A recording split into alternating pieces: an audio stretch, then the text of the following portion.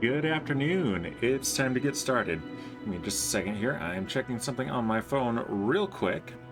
But yeah, we are going to go ahead with this Kerbal space program. We were here last week. We had landed a lander to replace the one that we crashed the week before. And that's where we're going to pick it up here. All right, just a moment here.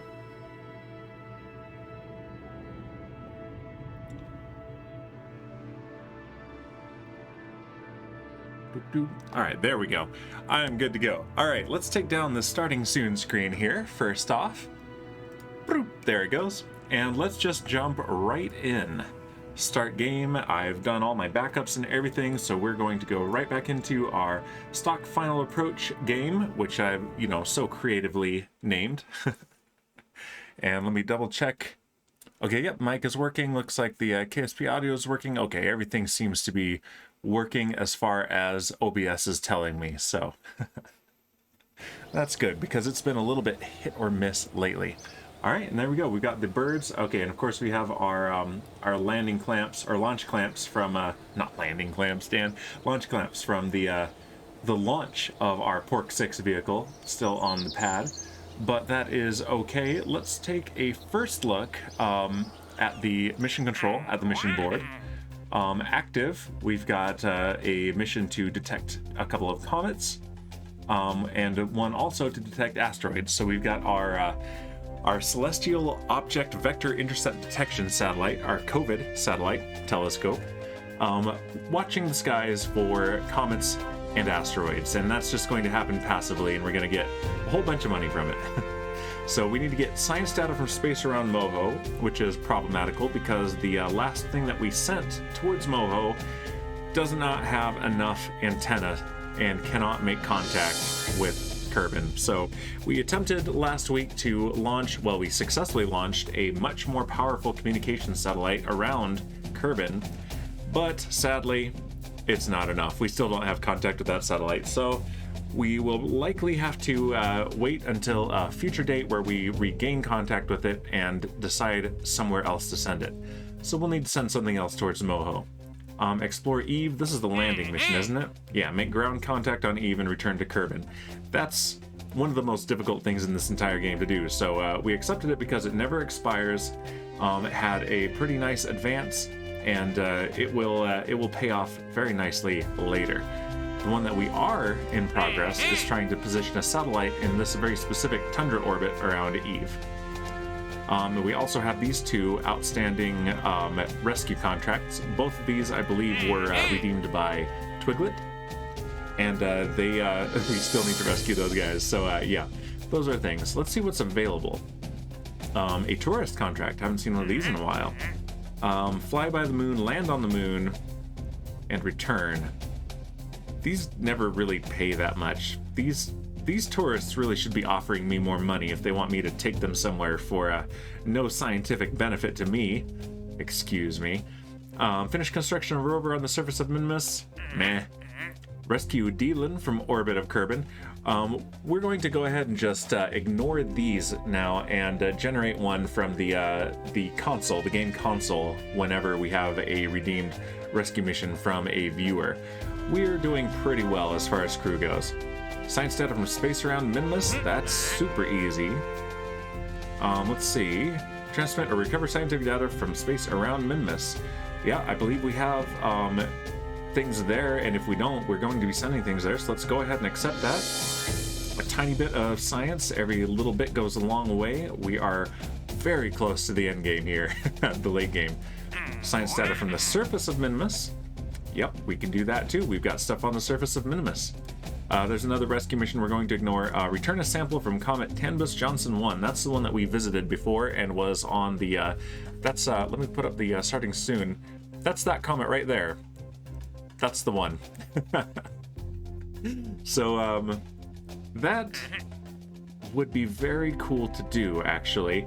How scientist on the active vessel? It has to be a manned mission, and we have to go on EVA, and the scientist Kerbal themselves, they have to be the one to take the sample. So we're not quite ready to do that yet, but we will in the future. And let's see, I can't recall off the top of my head what the last day was that we did a launch. But I think we're probably good to go ahead and do a launch soon. Although we might just wait. The next thing coming up is this Dres transfer window in 23 days. Let's look at the alarms and see all of the events that are upcoming. So yeah, we've got Dres and Elu transfer windows. We will likely get to both of those today. The transfer burn for the Elu probe that's already in flight. And then in short succession afterwards, we have the Jewel and Duna transfer windows. So we've got four launch windows coming up in quick succession here in the next 100 days. And then not long after that, our next probe is going to be arriving at Eve. And fingers crossed, this is the one that we will actually get into that Tundra orbit. And I can't recall, I'd have to double check on this one if it also has a lander attached as a bonus milestone for that mission. But we've tried that before, it didn't work. So yeah, Moho Probe 3 second try, that is one that we sent before.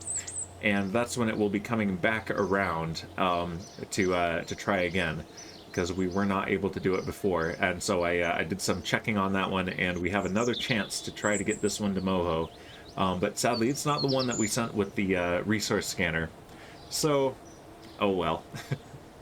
And then we're half of a year away from Val and Bob getting back to the sphere of influence of Kerbal and needing to make an attempt to snatch them out of space.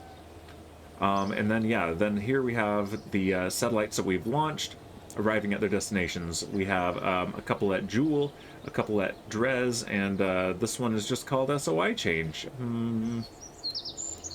What vehicle is this for? For the Jewel Advanced Research Probe. That's another Jewel one. Okay. we have 3 probes arriving at Jewel and 2 at Dres. All right, cool. Let's cancel that. We don't need to change that. Okay, so first things first, let's go ahead and complete the 2 contracts that we just accepted. And they're both for things around Minmus. So let's go into the tracking station. And let's head out to Minmus. Right there. And let's see, what have we got in orbit? Google Scrap. That's one that we need to rescue. Let's see, probes. There we go. Resource ScanSat. That's right, we sent a resource satellite here. Can this one also transmit regular data home? Raider, welcome. You are indeed first. Good to see you here. Let's fly this thing. Let's see if we've got a map ongoing of the resources and biomes on Minmus, and see if also we can complete the contract we just accepted by sending scientific data back to Kerbal. Let's see. Let's turn landing info off, and let's turn. Oop. Come on. There we go. That's the one. Celestial body Minmus. Okay, so we haven't done any mapping yet. Let's check. Game music is kind of high. Alright, that is good to know. How's that change? Let's change the settings. Let's see. What are my filters? Real quick, I'm going to check this.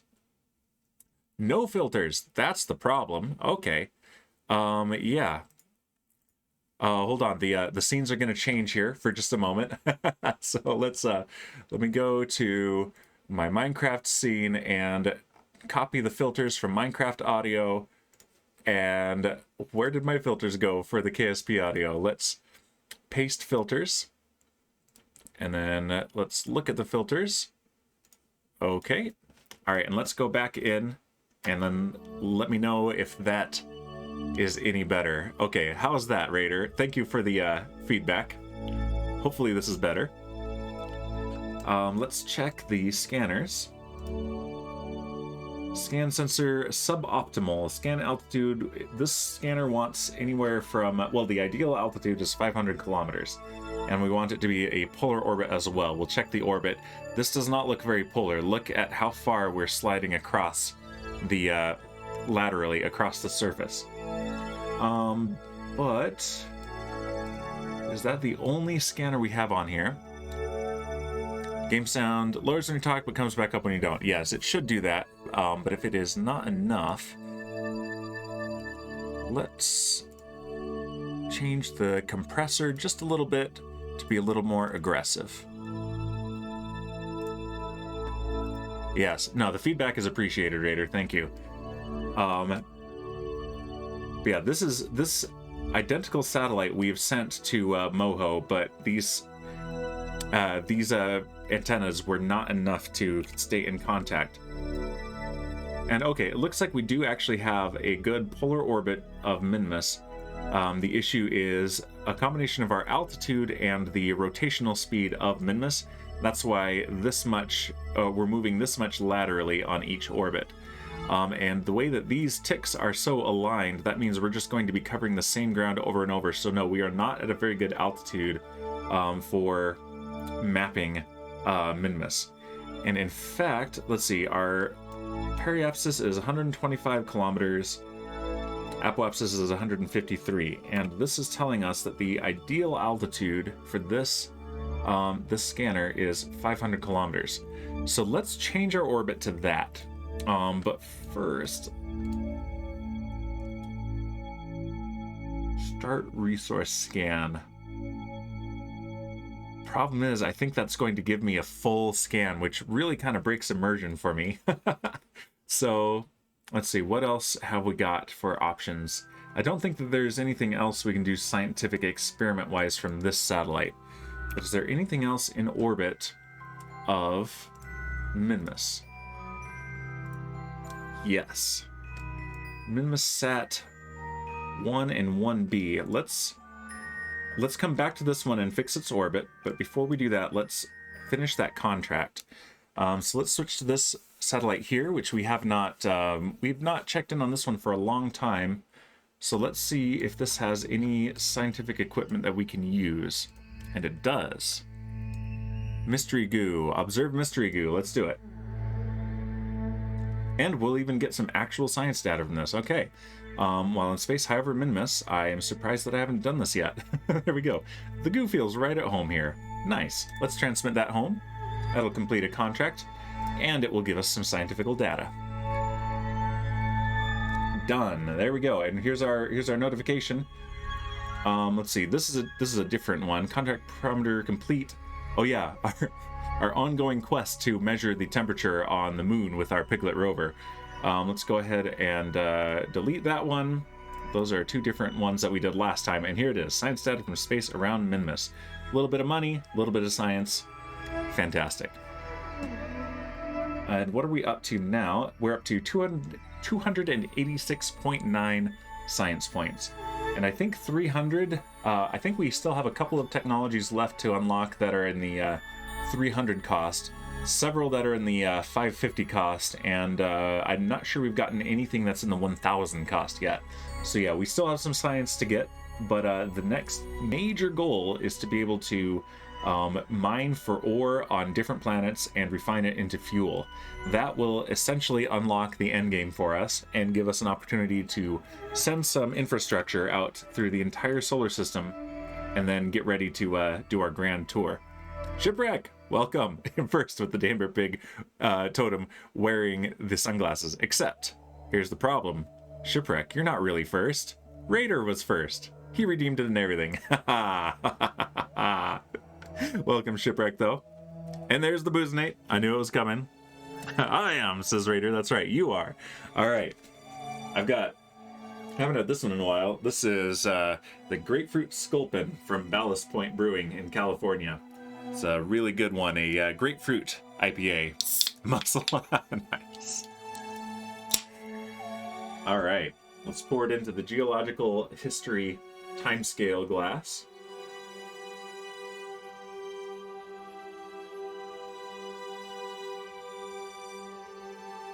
There we go.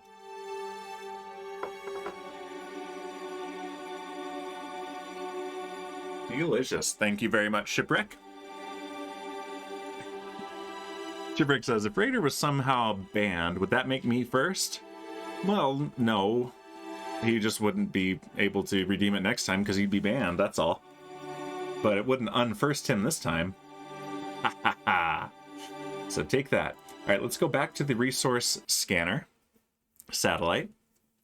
And we need to adjust this orbit so that we have both a periapsis and apoapsis of 500 kilometers. Let's see. Shivik says, ban everyone equals infinity first. I mean, technically, yeah. Okay, yeah, the altitudes that this will work at are anywhere from 15 to 7,500 kilometers, but the ideal is 500 kilometers. All right, so we are almost to our periapsis, so this is excellent. He's still redeemed the first, but not really. Yeah, he's in before Shipwreck says, I don't want no budget first.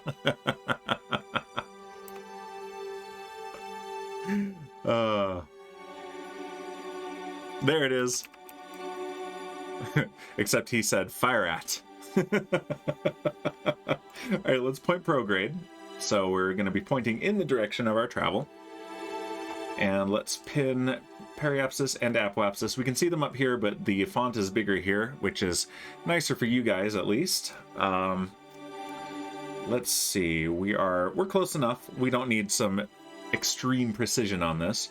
So we've got lots of delta V to work with here. So let's go ahead and just gently.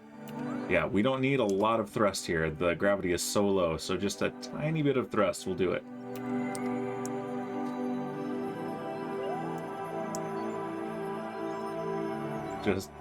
Just a little nudge. There it is. Okay.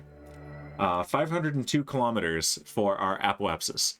So now we need to raise the periapsis, and we can only do that when we're not at our periapsis. So let's time warp here. That's almost 5 hours. And you can see Minmus rotating. That's why on the map our orbit track moves so far to the side.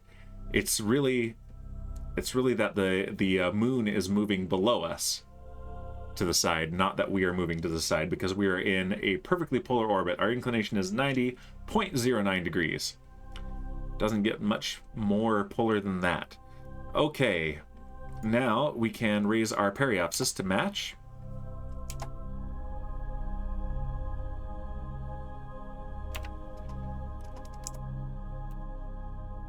All right, let's move to where we've moved our apoapsis. We've pushed it a little bit farther ahead, which is normal.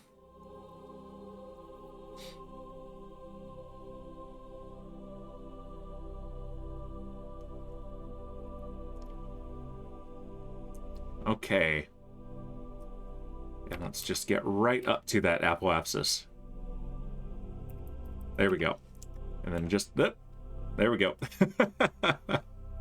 In fact, let's just tap on the engines. In fact, here's a little trick we can do. We can actually limit the thrust to, like, there we go, 6%. That's really good. And then throttle even more deeply than before. There we go. Look at that eccentricity, 0.00063. All right, so now we are in. Let's change the thrust limiter. Let's actually, yeah, let's bring it all the way back up. If we need to drop it back down again for another mission, we can do so. There's Kerbin. Look at that little crescent Kerbin way back there. I love it. Let's check this now. Scan status ideal. Excellent. Let's now pull up the map again and look. That's how far the planet will rotate, or the moon will rotate below us on each orbit. So yeah, we're going to have some serious skewed lines here, but that should be okay. Now the question is, are we actually mapping this?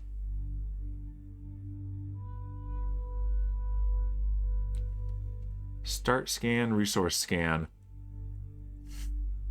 Is this how it's done, or is this going to be the stock game just instantly magically giving us a map? Let's find out.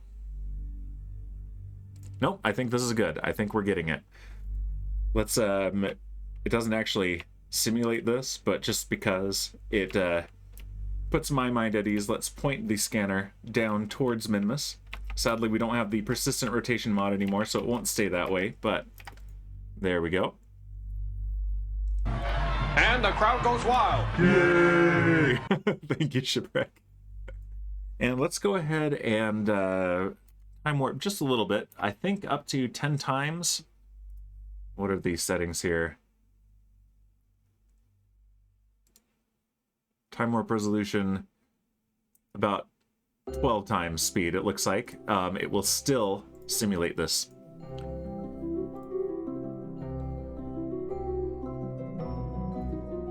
But are we actually getting a scan? That's the question.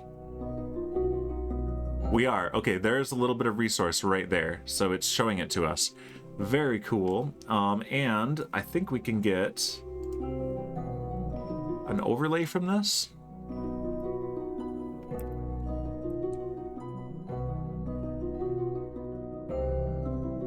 No. Aim camera, stop scan, no. Retract scanner. Up here maybe. Okay, planetary overlay. There it is. And let's see, draw the overlay. Will it show it to us right on there? I think it will. Maybe. There might not be enough yet.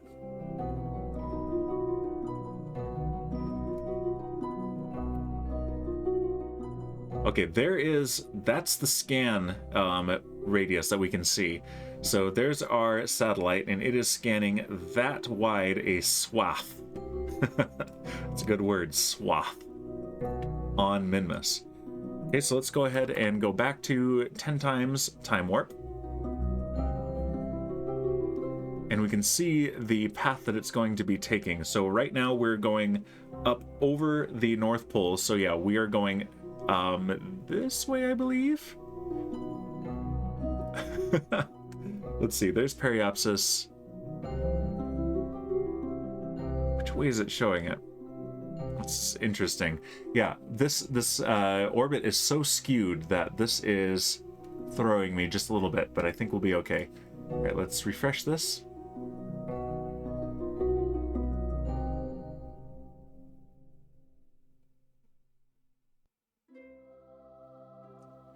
Okay, I see what's going on. Okay, so yeah, we're following this track here is what's happening, and then we'll come up to our Periapsis right there. I think that's what's going on here. Professional. I'm a professional. I don't think we are getting a biome map though. Shipwreck redeemed. Pineapple Apsis. There you go. Okay. Actually, hold on. I think visual. Let's do visual. Will this give us something different?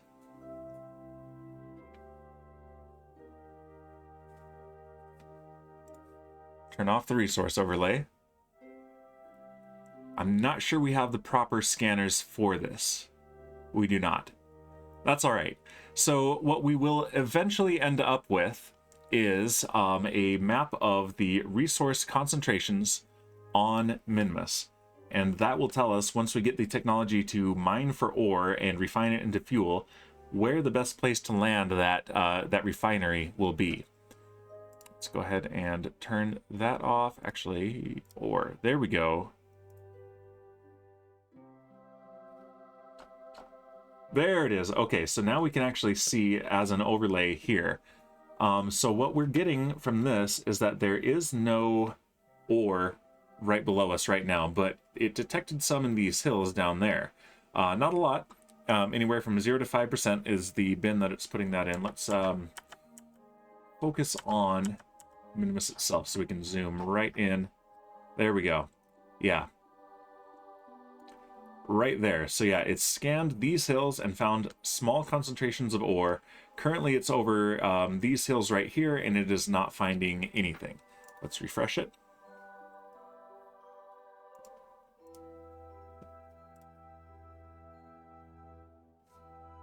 With the ore overlay over here.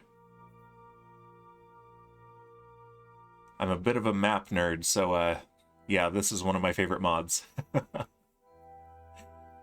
Okay, and yeah, we can see down here it's able to take basically pictures of the surface in a spectrum that will let it know what the ores are on that surface in kind of a square like this. And so as we are going up over the North Pole and Minmus is rotating this way, we end up with a track that is diagonal like this. So very, very angled path. All right, let's do one more refresh here. Yeah, oh, and here we are catching a little bit more ore in these hills here. And it's nice that that's on a flat plateau too, so... And it's more than is down here, so this is 0 to 5%. Up here we're detecting anywhere from 5 to 10%. Nice. Okay, so that makes this a very good candidate for a future mining outpost. Okay, all right, let's turn off the overlay here, and let's close this map, and let's get out of the time warp. Now, let's go onto the surface, and we have another science contract to complete. Let's go to the Piglet 2 rover, which I think has Elric on board and Bo. We're going to find out. I have more Kerbals than I can keep track of in my head now. Yeah, Elric and Lady Elric, that's who's on there. All right, so now Elric is an engineer and also the driver. And you'll notice that contrary to the one that Shipwreck is driving, this one doesn't have a scratch on it. Well done, Elric. And we've got Lady Elric, our scientist. Let's go ahead and do we have... Is there a temperature scanner on this thing? Can't get underneath it. Let's aim the camera here. There we go. Yes. Okay, this is where there used to be a temperature scanner on the Go Big or Go Home, so Shipwreck, yeah. You're right. There used to be a temperature scanner like this one on the Piglet 1 rover on the moon, but it exploded. All right, so let's log the temperature. And oh, look at that. We also don't have one of these here. I did not know that. So this is extra great. We're going to get 28 science from this, plus we'll complete the contract. That'll give us 3 more. Shipwreck says, plus you encourage boozinating. What do you think my buggy is going to look like? Only in game. I only encourage drinking and driving in a video game. That's it. For legal reasons. All right. Temperature readings suggest that this area might be made of ice cream. Acquiring a surface sample is highly recommended. All right, let's transmit that data.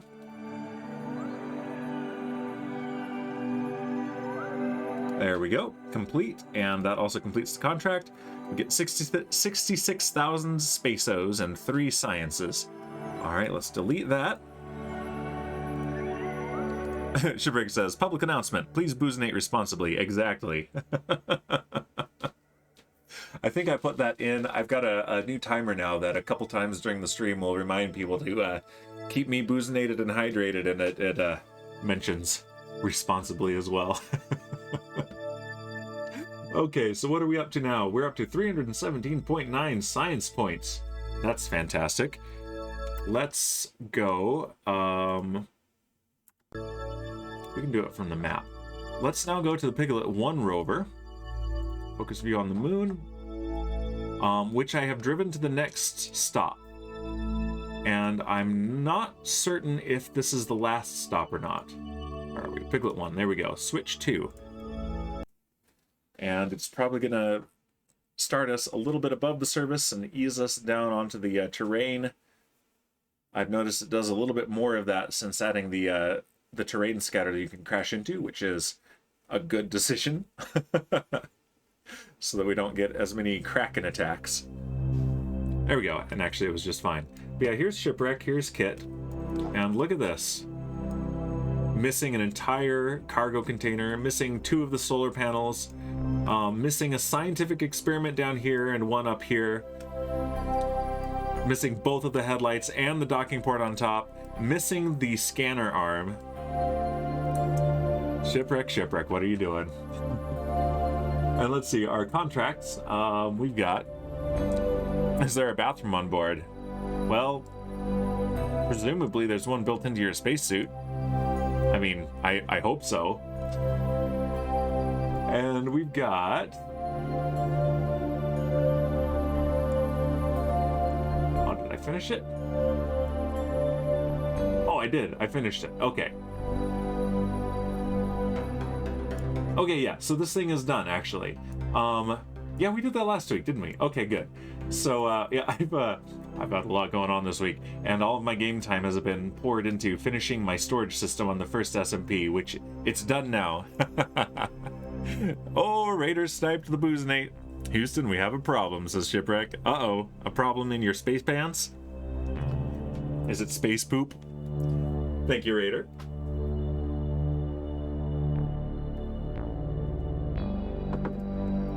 All right. So yeah, I'm still working on another rover design. We've got a much better rover, but even I've struggled in my tests with driving over the rocks on places like the moon. So I'm still working on them. Sophos, welcome, space poop. Yep, indeed. Okay, but there have been entire scientific and engineering degrees that people have gotten, basically based on figuring out how to effectively and sanitarily poop in space. So, yes, thank you for the shout out to Sophie. Sophie does watercolors, and good time on those streams. I've been to, I think, like 2 of them, and it's been a good time for sure. Give Sophie a follow. Just open the spaceship door. Yeah, just squat behind that rock over there, Shipwreck. You've been lurking, but that made you laugh too much. Nice. Well, blame Shipwreck. Okay, so what else do we need to do? We landed, well, 2 weeks ago, we crash landed the Pork 5 vehicle on the moon. Start fertilizing other planets, says Shipwreck. Yes, fertilize for the space potatoes, like in The Martian. Space poop potatoes. Oh, geez, we're way off track, aren't we? I blame you. So yeah, we crash landed the Pork 5 rescue vehicle. Then we had to send a cargo drop pod because we even had forgotten to bring the thermometer to replace the one that Shipwreck broke. So then we replaced that, and that's how we completed that contract. Who wants poutine, says Shipwreck. Me, please. That stuff's delicious. So then we were able to finish that. We went on this epic journey. This was quite the drive. All the trouble was happening right here, going up the slope of this crater. And now we've landed Pork 6 to rescue the people from Pork 5. Potatoes. Poutine. For potatoes. With that space gravy and space cheese, right? But I actually moved this a little bit because it was a little bit far. Well, I mean, I did not have time to spend like 8 hours walking 2 Kerbals over here. Also, there's not quite enough fuel in the rocket packs to move them that way without walking. So I actually moved the Pork 6, and now I have a concern about fuel. So, but actually, hold on. Do we still have the seismometer? No, that's broken too. Oh, snap. No, it's not. There it is. Excellent. Okay, good. Let's see. Can we log seismic data? Is there any to get? No, there's not. Okay, so if we crash something here, we're in the moon's midlands. I'm not sure if we'll get more scientific data or not, but on the off chance that we do, and on the necessity of getting rid of some high part count vehicles to reduce the size of the save file and improve the performance of the game, and because Shipwreck likes explosions, and who doesn't really, I think we should crash Pork 5. If we can get it off the ground. Can I trade rover with Kit? Says Shipwreck. You're in the rover with Kit. It's you and Kit. Do you mean trade spacesuits with Kit? I don't know if that's wise. But yeah, so I've moved the Kerbals over to the Pork 6. We definitely don't have fuel to, now that we've landed and I moved it, we definitely don't have fuel to go move up here and rescue Kit and Shipwreck. Not on this mission. We definitely have fuel to get back into orbit, and I'm hoping enough to get back to our space station. We'll see. We have some other options if not. But I think the Pork 5 needs to get off the ground, if we can make it off the ground, and then we need to crash it as hard as possible into the surface of the moon and see if we can get any seismic data from it. So first, let's switch over to it. And let's make sure there's no one aboard. I like this plan, says Shipwreck. I love this plan. I'm excited to be a part of it. I need to find that as a sound alert. I need to find some Ghostbusters ones in general. Maybe some Back to the Future ones. I wish I could put more in the, or at least put some Okay, well, we are starting with some booms. And those booms include the engines, so scratch that plan.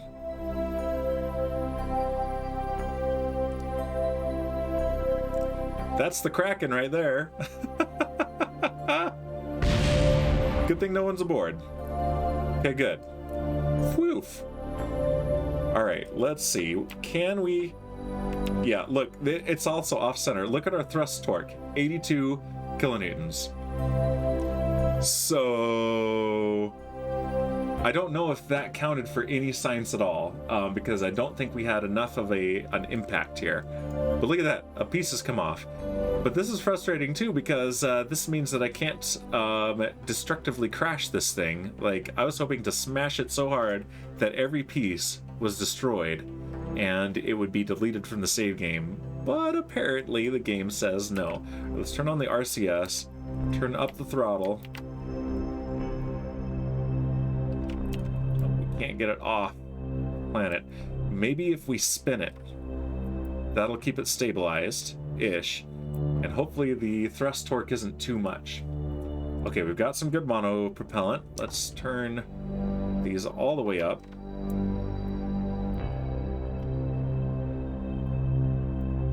Nope, we cannot get up off of this surface this way. And look at these frame rates. We had this issue here last time too, when we crashed it. The frame rate was extremely low. We did not have that problem with the nearly identical ship landing it later, so I don't know what the difference is. But yeah, this frame rate is terrible. Let's see. Can I extend the landing gear?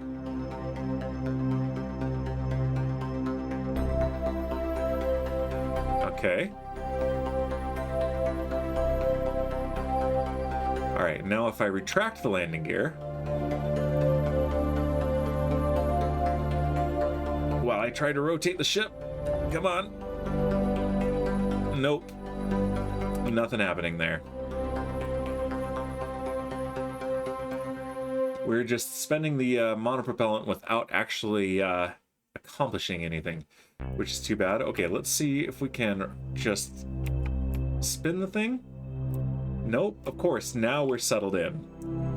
All right, let's see if we can abuse physics. All right, I'm gonna go into time warp and out of it, and that might give us a bounce. Tiny bounce. That's it. Tiny bounce. Boo. Okay, what if I try to move it to the side? Nope, nothing is moving. You can see what I'm doing down here with roll, pitch, and yaw. And it's not having any effect. I can rock it? Nope. Can't even rock it side to side. Use the landing gear to nudge it. Okay, now we can roll. But not enough.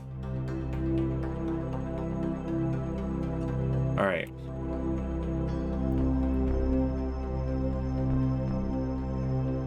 Come on, more roll, more roll.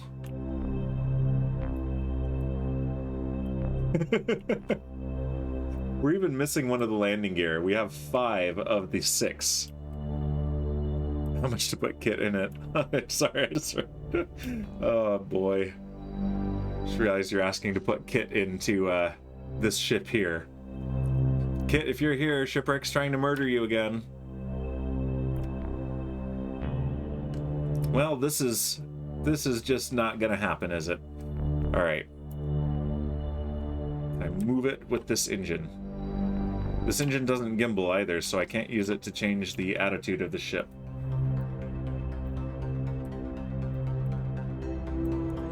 Ah, rip. Rip, rip, rip. This thing is dead on the ground, I'm afraid.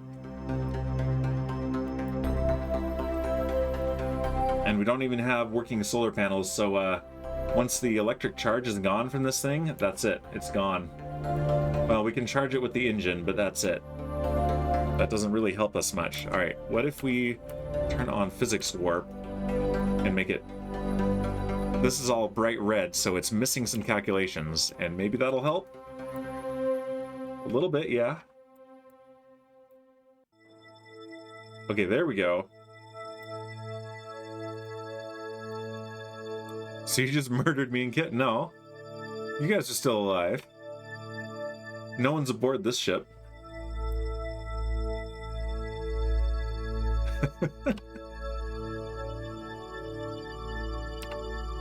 Oh, come on. Move, please. I'd like you to roll down the hill. Yeah, this is a lost cause, I'm afraid. We're just gonna have to, come for this thing later, unfortunately. So, instead, let's go to the Pork 6 and... Alright, because we just saw what happened, this thing, just by loading it in, clipped it between 2 rocks and exploded it. So we're going to actually, to guard against the game, sending us a Kraken attack, I'm going to go ahead and make a quick save. Alright, so many ships, yeah.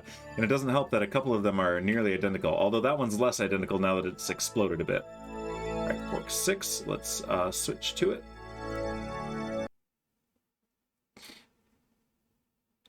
And fingers crossed that it does not crack and attack us and make this explode like it did Pork 5. We're not settled on rocks this time, so that's hopeful. There we go, yeah. Nice. And we've got Bowsy and Munchie, I think. Pee-wee Kerman is our pilot. And let's switch. Okay, here's Bowsy Kerman right here. And we need to get her aboard. And let's see, I think I found a setting that might help. We were having some trouble with ladders a few streams back. Let's see. Where is it? Kerbal stop at end of ladder. Let's see if that helps us at all. Because I want to do the ladders. There they go.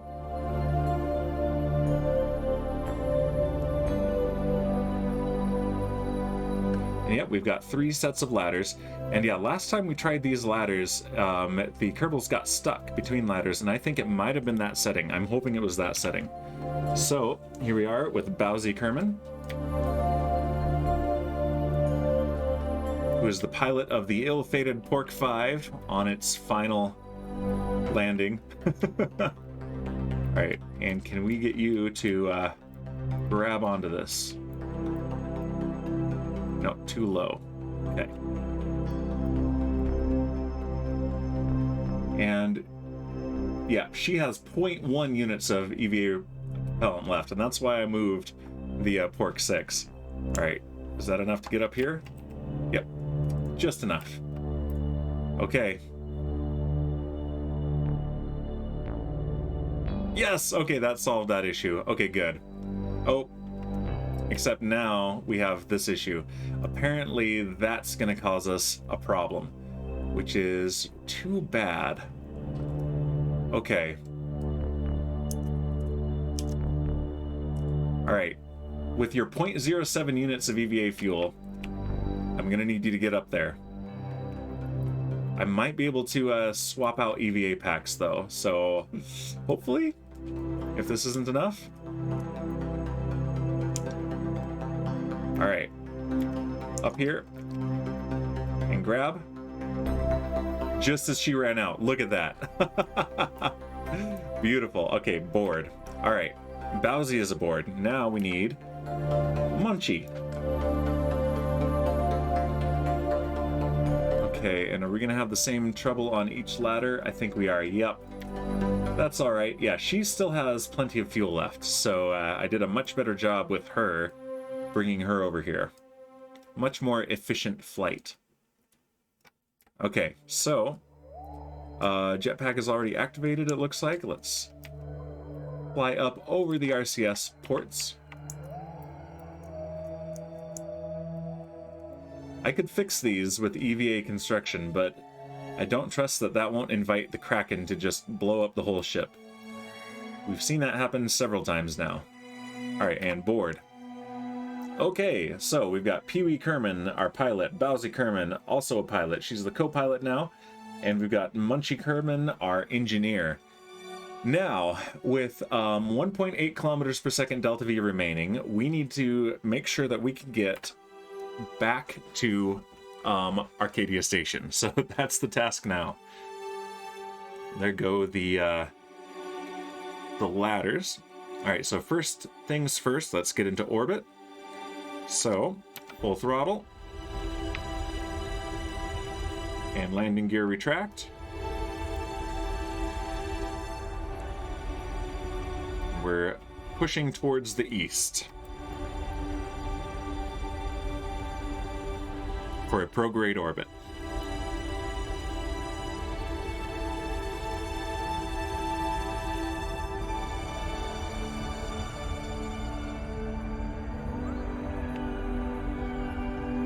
All right, let's go ahead and pitch down.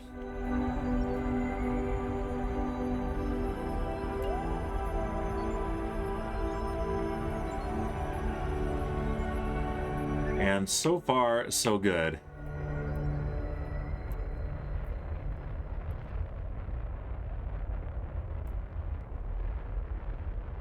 Yeah, I think I agree, Raider. The music is definitely loud, even compared to the rest of the game sounds, which is interesting. It's like the settings have changed since I last played. Which doesn't surprise me, considering before stream, I restarted my computer and specifically told Windows, hey, restart but don't update. And it definitely updated. So, thanks, Windows. Alright, we're watching the Periapsis rise.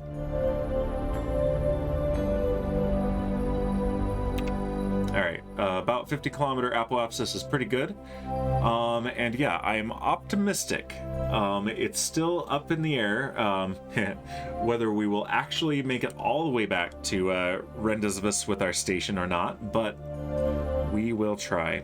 And let's see, settings, audio. Here it is. Okay, let's actually turn that up and this down just a little bit. There we go. All right, let's time warp to our apoapsis, which is 8.5 minutes away. And meanwhile, while we're doing this, our satellites are mapping both Minmus and Kerbal. Excessum Perficio, welcome. It says pronounce Rendezvous. There you go. Rendezvous. Alright, we're still 6 minutes away from the apoapsis. And welcome. And then we're going to circularize our orbit and then choose our escape vector.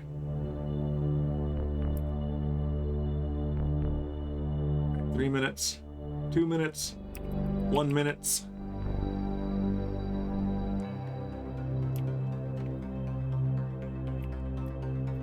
All right, we're gonna get right up pretty much on our apoapsis to do this burn.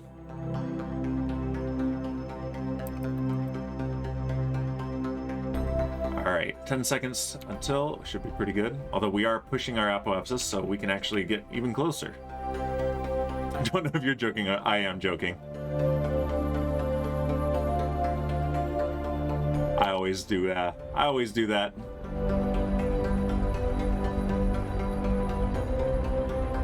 Alright, there's a roughly circular orbit. Should be good enough.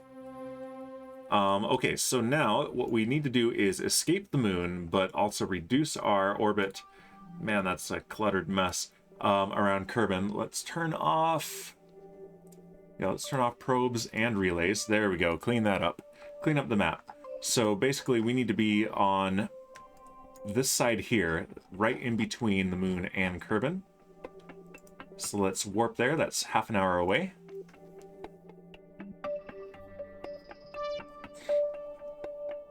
And I need to hydrate.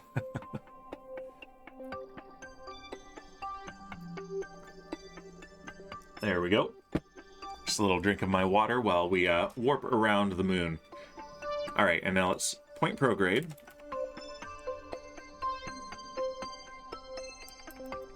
And let's get our escape burn going. Full throttle.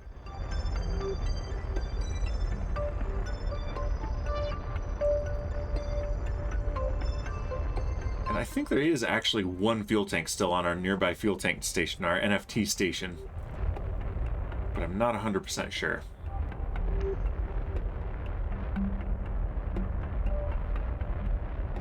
Okay, there's our escape. And this will also lower our orbit around Kerbal.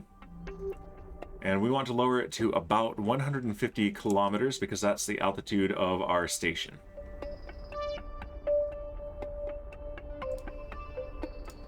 Arcadia Station, we'll just set it as our target. And every time it flickers like that, that's it calculating that if we did come all the way back around, we'd get another encounter with the moon. And that's how it would affect our orbit if we were to let it actually get all the way to that encounter, which we are not.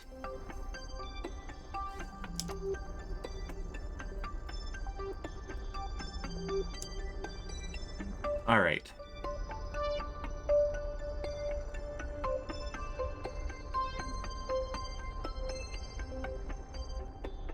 Kerbal periapsis is dropping down to 500 kilometers. 200 kilometers. All right, gonna cut the engines and then just gently, there we go. That will be close enough there. And our relative inclination is going to be pretty low because we are coming from an equatorial orbit here.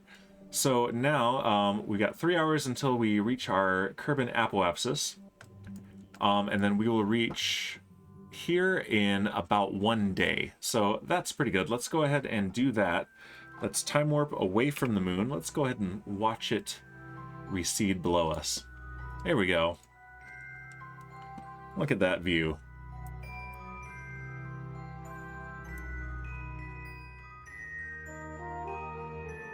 And yeah, we didn't have that incredibly low frame rate with this ship, which is functionally identical to the one that we had crashed that had the low frame rate. So I don't know if maybe it's something to do with that region of the moon and the Parallax mod or what. So I don't know.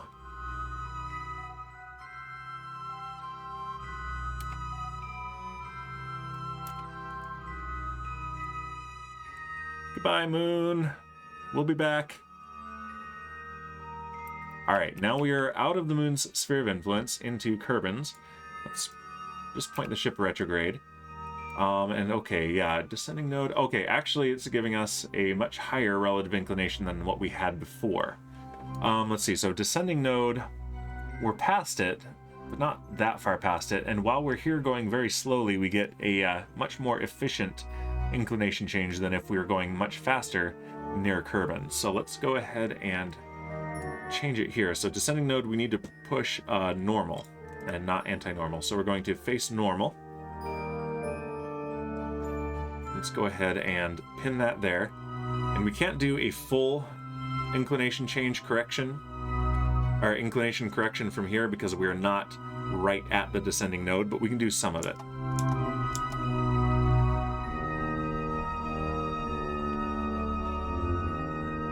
goes. Alright, that is just about as good as we're going to get. Yep, it's going back up now. I'm looking up here for a more precise number. But yeah, 0.34 degrees is actually better than I was expecting, so I am very happy with that. Okay, so we're going to get to our ascending node in 1 day and 3 hours. Let's go ahead and time warp there.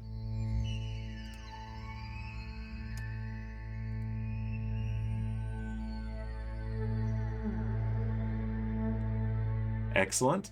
And then what we're going to want to do is actually get down to...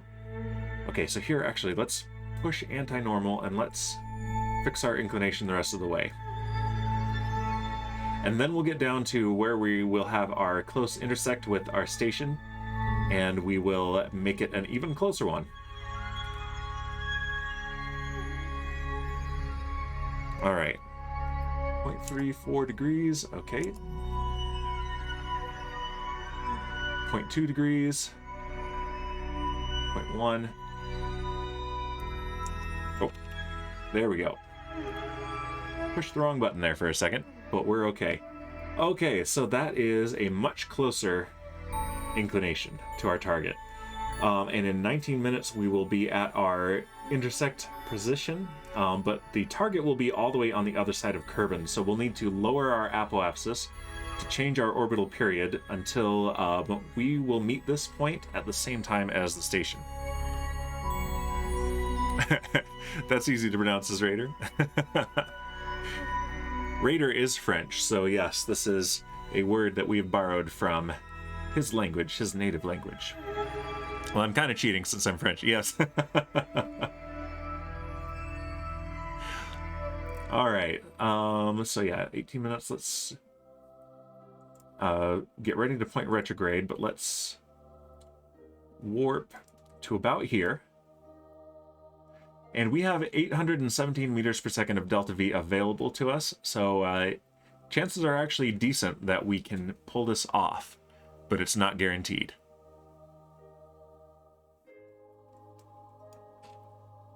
And there is Arcadia Station right there. Okay, and we're pointing retrograde. Warp here. All right, let's go ahead and we are 36 seconds from periapsis, which is where we will meet the station. Let's go ahead and burn. And here comes our apoapsis. It'll drop, and then it will start recalculating where the station will be the next time we come around this orbit. We want to watch that number drop to as close to 0 as possible.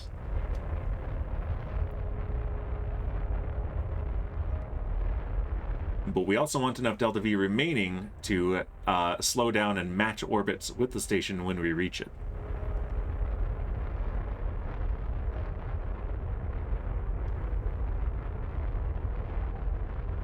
All right, come on, recalculate. There we go. Here it comes. All right, cutting the engines, and let's just gently burn with as much precision as possible. 5, 4, 3, 2. Okay, let's use the maneuvering thrusters now and fine-tune this. 1.6 kilometers. Okay, that's actually really good. Relative speed will be 452 meters per second. Wow, wow, wow, wow, wow. That is gonna cut it close. Okay, well, at least it's enough to come to a stop. And then we do need to bring our space forklift home. Let's see, what have we got around here? Yeah, there's space forklift 2. We do need to bring that back. Okay, this is going to be in 1 hour and 31 minutes that we'll get back here. So while that goes on that hour-and-a-half long orbit, let's see if we can get space forklift 2 to beat it here. Let's switch to this. Yeah, we have 1.5 hours. Let's make an alarm for that so we don't miss it. Create alarm, and we want it to be for periapsis. So yep, coming up in 1 hour and 29 minutes. Let's change this to give us 15 minutes of advance notice. Oh wait, that's hours. 15 minutes. 0, 0. There we go. Yep. Pork 6 station approach. And add the alarm. There we go. Now let's switch to Space Forklift and let's see if we can get this. It's a race. It's a race home to Arcadia Station. All right. Here it is, the Space Forklift in all of its glory. Arcadia Station is our target. And let's see, there's Arcadia Station. Here we are. We need to catch up to it. But I don't think we're going to without dipping into the atmosphere. So instead, can we pin that, and if we make a maneuver right here,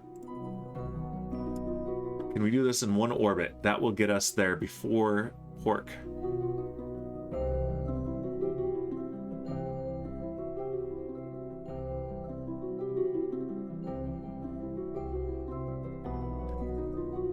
Oh, gonna be very close. But I think we can do it. Okay, so let's go over here.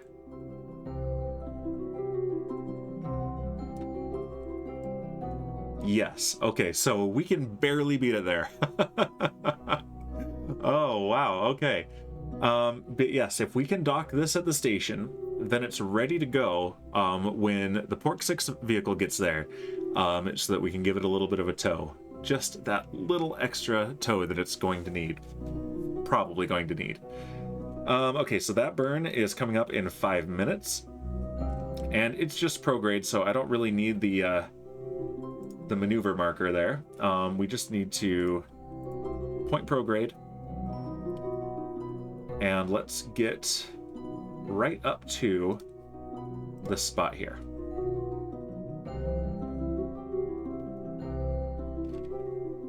And let's burn.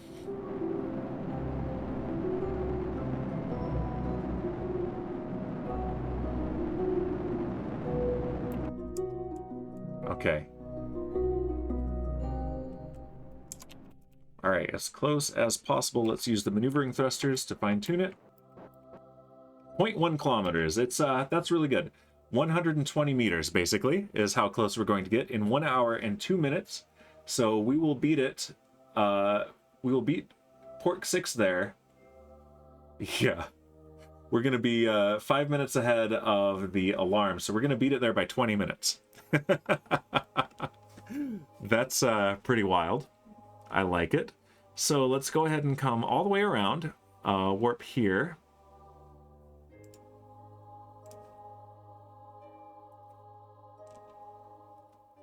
And there's Pork 6 coming back down from the apoapsis of its orbit. And let's get out of map view. There's the station down there, 97 kilometers away. Let's go into target mode. Turn off the maneuvering thrusters. We don't need them at the moment. And let's point retrograde to our target.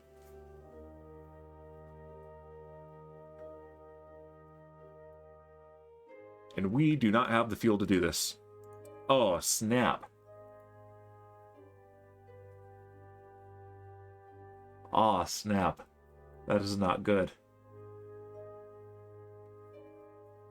Maybe we do. Our relative velocity is going to drop. Nope, we do not. We're going to be going a relative speed of 300 meters per second when we get there. So no, we are not going to be able to use the space forklift. Yeah, we've gotten ourselves into various pickles in the last few streams, and this is the last of them so far. The latest of them, rather. Not the last, I'm sure. So... yeah, we cannot slow down to anything like a safe speed. Instead, we're going to need to... oh, separation of approach 61 meters. I don't feel comfortable with that. All right, let's get closer, and then let's do some slowdown. And yeah, we're going to have to send something else up here for this later.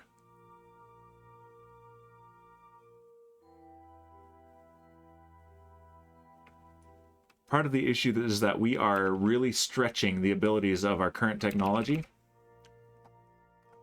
and are really going to need some new technology soon. So that's what we're working towards, is some new technology. Once we can actually mine for fuel and refine it on the moon in Minmus, we can send our ship there, refuel it on the ground, and then bring it back. Of course, that will also bring up various engineering challenges too. So, okay, we're going to be there in 44 seconds. We want to slow down and also increase our separation for once. And there we go. We are out of fuel, but we will miss the station by 320 meters. So that is safe. Quote unquote safe. All right. Well, hopefully we have enough fuel for our maneuvering thrusters for the pork vehicle when it gets here. That's what I'm hoping. All right, let's use this here. Let's do switch 2 so that we can fly Pork 6, the Personnel Orbital Rescue Craft number 6, the 6th one we've had to build. And let's go ahead and delete that alarm, since we don't need it anymore. And we will reach there in 21 minutes.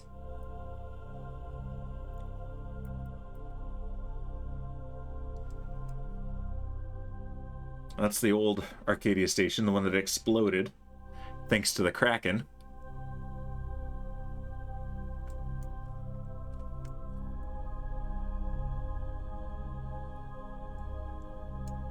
And some good news is that we will be reaching it during the day, so we'll actually be able to see. All right, we are within 100 kilometers. There it is up ahead.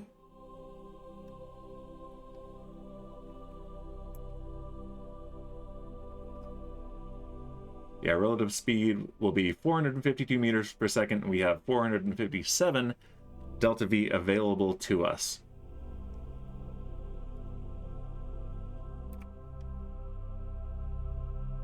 Let's turn off the RCS. Let's save as much of that as we can. Go into target mode and point retrograde. And just as an experiment, let's see how long it's going to take to burn 450 meters per second.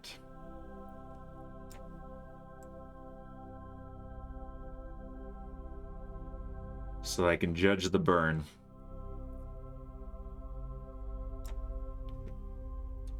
"53 seconds, so we need to start 1 minute before we reach the station, basically. Okay, so in 1 minute and a half.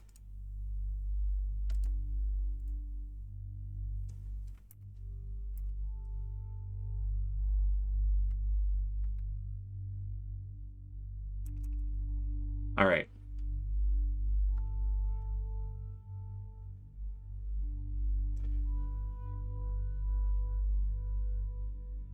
When we get to T-minus 1 minute, we're going to burn.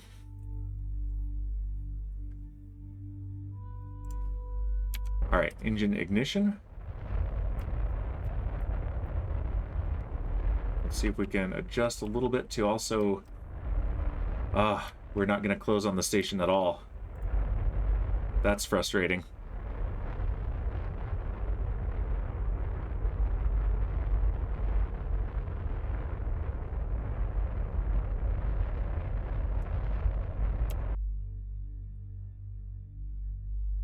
Okay, I've cut the engines.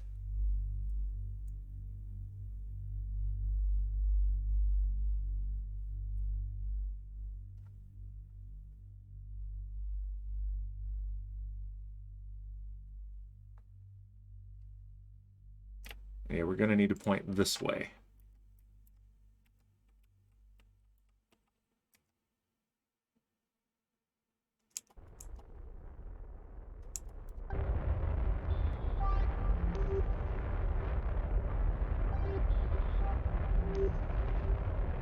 There we go. Now we're tightening our approach and slowing down relative to the station. Very good. Yeah, we have 123 meters per second left. Yeah, and due to various inefficiencies, we're not going to shed all the speed this way. But hopefully we can use our maneuvering thrusters for the last little bit. Fingers are crossed.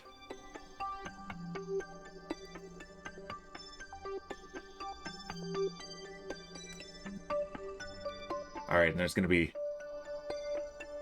less talking than usual as I concentrate on this.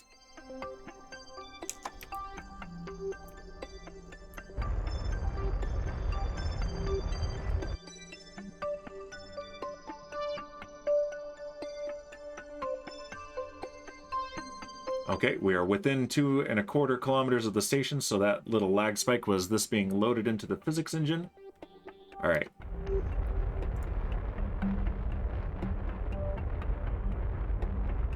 Just going to spend the rest of the fuel slowing down. 20 meters per second left of delta V.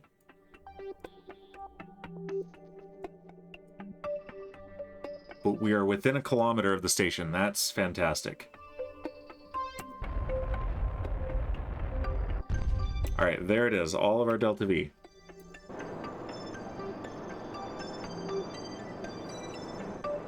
Using maneuvering thrusters only to shed the last 5 meters per second.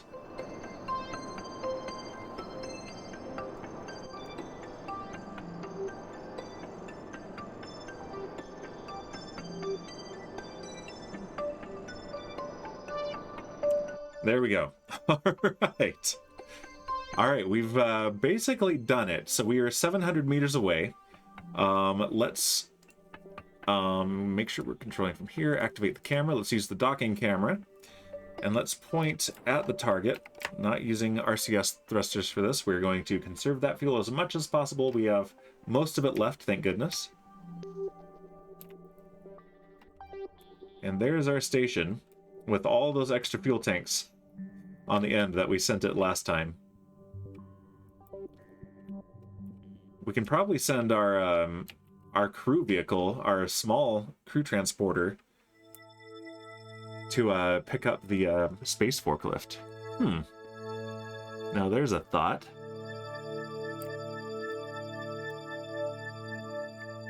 Okay, RCS on.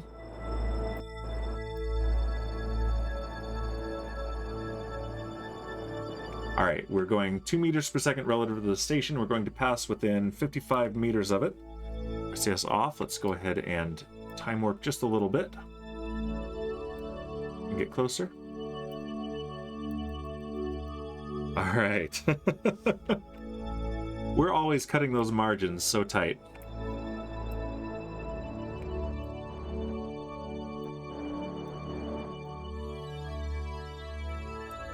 Alright. Closer. Alright, we're close enough to choose a docking port. Let's do this one right here. Oh. And then to hit N to slow down, hit M for the map instead.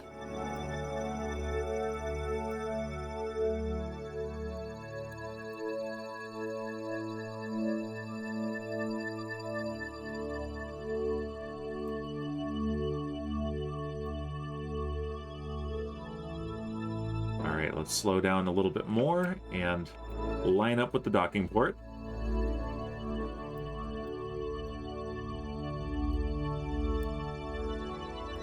This is as close as you can cut the margins and still succeed.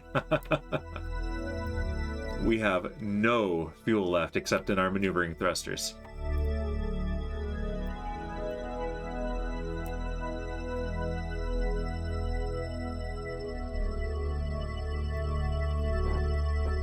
Alright, we are lined up vertically and horizontally. Just about, rather.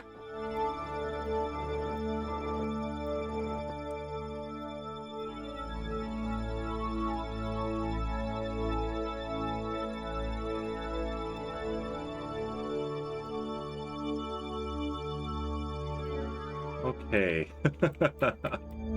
I am feeling some serious relief at this point.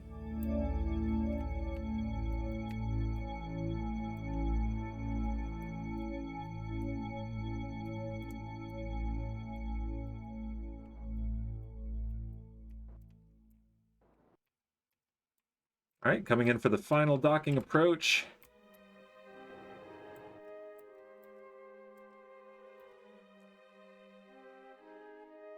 And there we are. Raider has redeemed Boozinate. Yes, absolutely. That calls for a drink.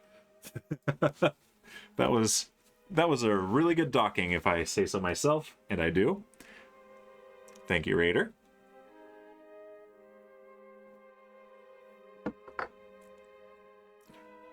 Looks like my camera browser source is actually doing very well today. Had to, yes.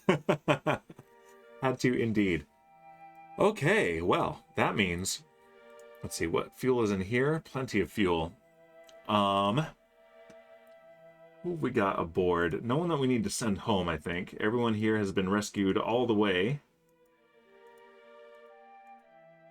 Yep, so we're good there. But let's go ahead and refuel this ship here.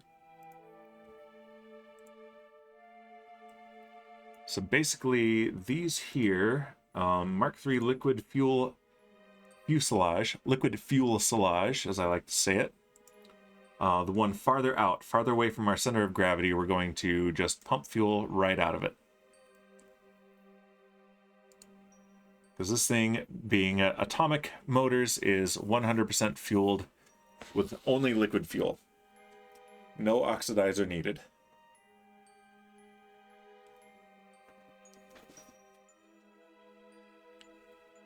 And I think what we should do next, since the next transfer window coming up is Dres, we should visit the 2 probes that we have headed out towards Dres, according to our alarms. Yep. And let's see what's aboard those, and then plan our next Dres mission, and then do that launch. I think that should be the next thing that we do.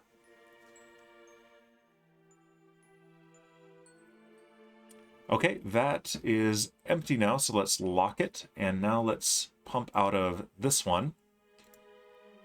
And part of why it's empty is that it was also pumping into these, so yeah, we've got some of this oxidizer that we might not really need anymore, so we're going to keep it up here for now, since we went to all the trouble of launching it and bringing it to the station. But we have, for our multi-purpose craft, our general purpose craft, we've switched over to just atomic engines and liquid fuel, so not much need for the oxidizer in the future. Let's see, where is this pumping to anyway? It's done. Okay. All right, so let's go ahead and stop pumping. I hear a fanfare. We've got Pele? I'm not quite sure how to pronounce that. Let me know if Pele is wrong.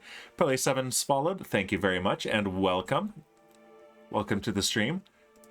All right, so let's do this now. Let's go to our alarms. This is a convenient list of some of our ships. And we want to look at the ones headed to Dres specifically. So we've got a Dres encounter coming up in 1 year and 62 days, and another one in 1.5 years. And this one here, I believe, also was headed to... No, that one was headed to Jewel. We found that out. Well, presumably. We'll see. So let's switch to this one here, and let's see what is aboard, what we're already sending to Dres. And we'll probably just send a multi-purpose probe anyway. Oh, this one has no probe control. We cannot communicate with it.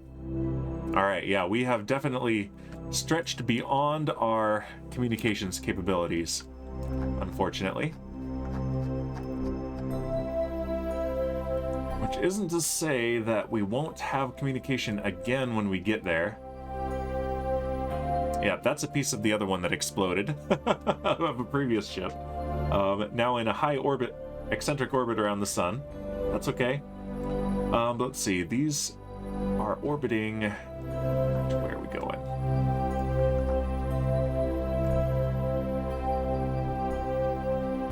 Interesting. Okay.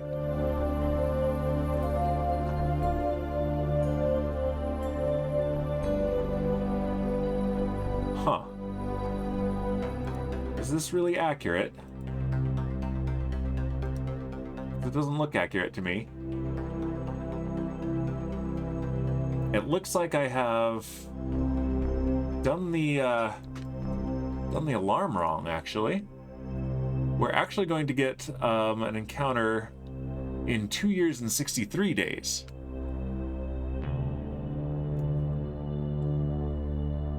Okay, this is assuming that it transferred us to the right vehicle, which it often does not. Well, let's see. Although 2 years and 62 days, that's actually very suspicious because this says 1 year and 62 days. Let's edit.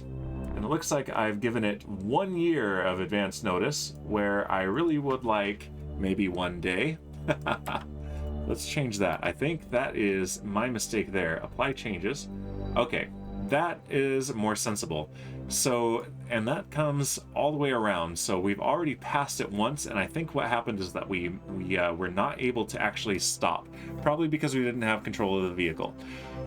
But we will come back around, so it'll be okay. In fact, actually, is this one that I've repurposed from a different... Let's see, what does it say? Dres Exploration Research Probe 2. Okay, so if that's the case, I've already renamed it. That's okay. All right, Dres Probe 3, Dres Encounter. Let's switch to this one and see where it is going. And we saw that one had an orbiter and a lander. And yeah, this is a more modern craft. The orbiter and lander are basically the same, but we've got this on the back of it and lots of Delta V available, but also no probe control, which is unfortunate. So maybe a good thing to do, and yeah, this one is accurate, 1 year to 83 days. Maybe a good thing to do is to bump up our interstellar or interplanetary communications network. That might be good. But yeah, let's look at the craft. It's got this very basic lander on it, and also this communications relay orbiter. So all of the scientific experiments are on the lander, though. Okay, so let's go back to the Space Center then. We've got some science points. Let's see if there's anything that we want to unlock, or if we are more likely going to hold on to those and save them up for something more expensive. And maybe instead of launching again towards Dres... Well, we can launch towards Dres, and then we can launch an interplanetary communications relay, because that can go up while we're en route to Dres. Okay, so first, research and development. This is... Oh, we have something worth 160 that we can unlock, but we've passed it up because we're not excited about it. Bigger monopropellant tanks, well, radially attached ones. We have even bigger ones than this that we can stack. Bigger reaction wheel, fly-by-wire avionics hub, basically a control probe for planes, which we haven't done anything with yet. We should. We have 2 in the 300 range. Advanced Metalworks would give us a longer girder segment, a shielded docking port, which is cool, a quad coupler, and an inflatable airlock, which is also actually very cool. And there is some use for it, but it's not very high on my list. Unmanned tech, we can get that for 300. That gives us some cameras from our ScanSat mod, basically. A couple more probe cores, which are nice, but we don't really need them. What I'd really like is this, advanced science tech. So yeah, let's save up for the 550 because we can already scan for resources, but this will give us the ability to use the Drill-O-Matic and Drill-O-Matic Junior mining excavators, which will dig for ore on anywhere that we send them. Including to asteroids. So we can make a fuel depot out of an asteroid. And then we can make these convertotrons, the 250 and the 125. These ones convert the ore into any of the fuels that we need. This also gives us holding tanks for the ore, the gravioli detector, which is my favorite term in the entire game. They're made up particle for gravity, the gravioli. So that's a very useful one as well. Having another scientific experiment to deploy will give us a significant boost in science. So let's save up for that. Also the ionographer, which is another surface science experiment, and a large scanning arm. So yeah, this is definitely what we should get next. Let's save up for it. But what we should do is send a resource scanner to Dres. We've already got 2 landers on their way, which we can maybe get contact with again if we send up some more comms tech into solar orbit rather than just Kerbal orbit. And if we send a resource scanner there, we can get a head start on finding the ores. So let's open up the existing one, the ScanSat Supreme, named for Supreme Doom. I hear a fanfare. We got a raid from Anna. Welcome, Anna. Let's see, I don't see Shipwreck anymore. I think he's had to take off. He's been very busy lately. So I'm going to give a shout out to Anna. And actually, I'm going to use the built-in Twitch one. I keep forgetting that is a thing now. And all caps. Geez, Dan. Shout out Anna. There we go. Very cool. Welcome, Anna. Anna is a fellow Minecrafter, but I think mostly right now she streams Destiny 2. That's probably, there we go. Anna raid. Whoop, whoop. How are you doing, Anna? Were you playing Destiny today? Let's grab this one. It is named ScanSat Supreme after our friend Supreme Doom. Let's do the one that we launched to Moho, in fact. Hello, says Anna. Hello, Anna. It's been a little while. And let's rename it. Well, let's first... Yeah, this has all the scanning tech on it. And Maurice, welcome, saying Anna raid, whoop whoop. Welcome, Maurice. Good to see you here. And yeah, let's upgrade the antennas. These Communitron 16s are not cutting it at all. So instead, let's grab a couple of really big ones. And in fact, sending this out towards Dres might be enough to cover the gap and get us communications back to those satellites already sent there. Yes, says Anna, was doing a few bits and bobs in Destiny 2, stunning champions, etc. to get achievements done. Very nice. I've not caught one of your Destiny streams. I caught a couple of your Minecraft streams way back. Yeah, Destiny 2 is not one that I have played or am very familiar with. Also, let's... This fairing is in the way, so let's take it off for the moment. Yeah, I hope that went well. Can I put that on here at all? Or am I going to have to kind of trick the game into letting me do it? Okay, let's actually deploy these so that we can see where it will clip. Yeah, been a while, says Anna. That's why I thought I'd say hi. Excellent. I very much appreciate it. Let's see. Okay, so when this antenna is extended, and this is a scanning antenna, this is not a communications antenna. This is for getting some scans of the surface. Synthetic aperture radar is what SAR stands for. So it's for radar scanning of the surface of a planet. Multispectral scanner. Yeah, we put everything on here.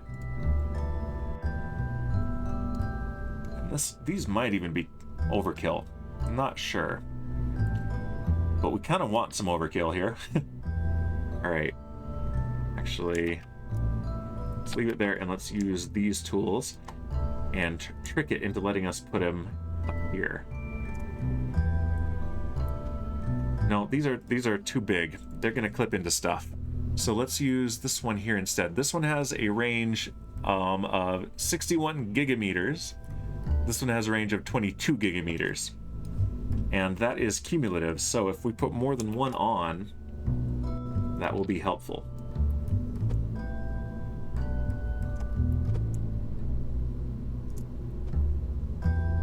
There we go.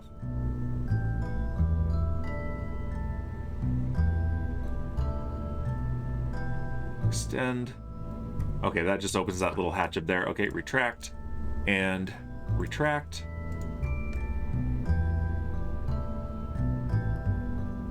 Okay, so do we want that up there, or can we just put 3 of them down here?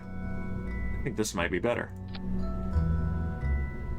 Okay, and to compare that with what we had before, we had these here, which have a range of 350 megameters, so 0.35 gigameters. So yeah, we are giving this thing a significant boost.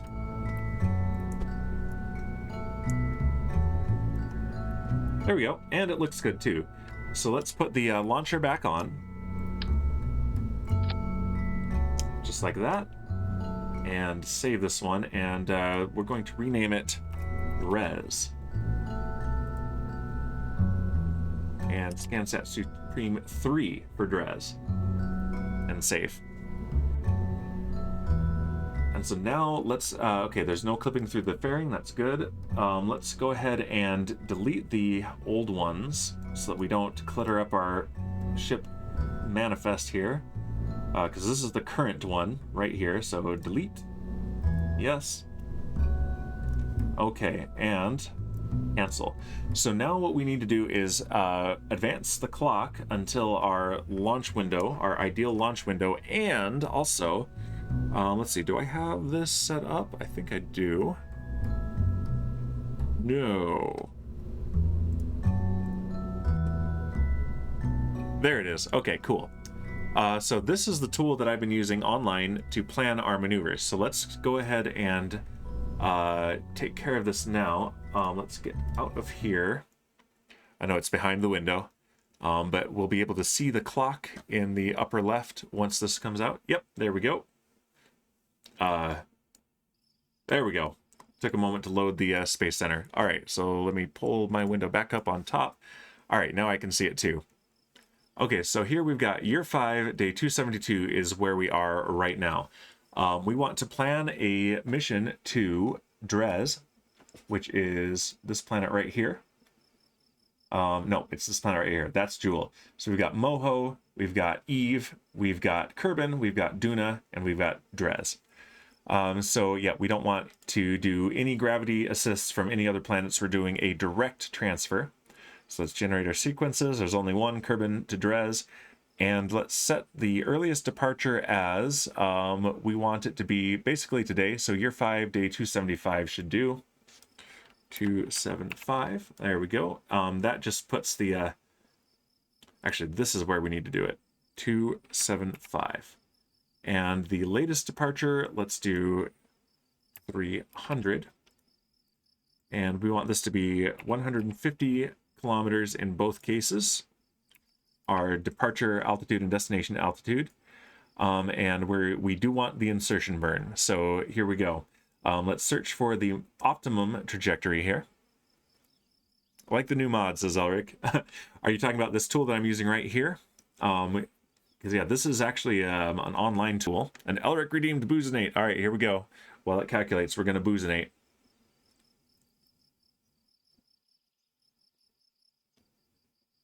Thank you very much, Elric. And the hydrate. Keep hangover down at bay.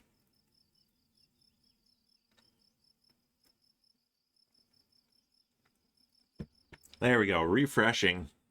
Thank you very much, Elric. And yeah, this is a tool. So let me copy the URL for you. That's the website right there, Elric. And what it is primarily designed for is planning gravity assists by multiple planets. So it's very useful for that. I'm using it right now just for a basic transfer. But yeah, you can tell it all sorts of ways to swing by multiple planets and visit a whole bunch of different places. And it's very good for that. Right now we're using it to lay the basic plan of a mission just directly to Dres. So it's telling us to depart on year 5, day 291, which is about what we've got set right here for our alarm. And our total delta V, once we're in orbit, this does not count getting up into orbit, is just under 3 kilometers per second. So that is very, very good. Our first maneuver is our Kerbal escape, which is just prograde 1.5 kilometers per second. Then we'll have a minor course correction. It's probably right at the ascending or descending node. It's a little bit prograde, a little bit anti-normal, and a little bit radial in, it looks like. And then we'll have our circularization burn when we get there, which is basically just burning retrograde by 1 kilometer per second. So very, very straightforward. And let's see, let's also set this, whoops, to our departure date, year 5, day 291. There we go. And it barely moved because that wasn't a large adjustment. So yeah, we can zoom in. That's where we will leave Kerbal. We'll increase our orbit relative to the sun, make a small adjustment here, and then arrive. And it's going to take 2 years to get there, which is not bad, actually. Not bad at all. All right, so we're going to keep that up. Let me, let's mark that down. Year 5, day 291 at basically midnight. All right, let's take that down. And let's go ahead and let's check that alarm. Address transfer window. Edit. Your 5, day 292. Let's see, what was this over here? 291. Okay. So we're going to change this to 291. 0, 0, and 0. Apply changes. There we go. All right, and now epilepsy warning. We're going to have the sun rising and setting very fast. Warp to the next window.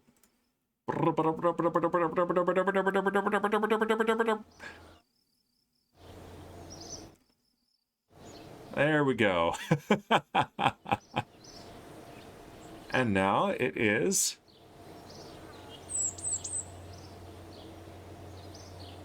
time for our next launch. And these times are in the Kerbal equivalent of basically UTC. So it's not midnight here. It's midnight at 0 latitude on the planet. So, or longitude, 0 longitude on the planet. So let's go back into the vehicle assembly building and let's pull up our ship and our rocket and let's roll it out to the launch pad. All right, here it is. And launch.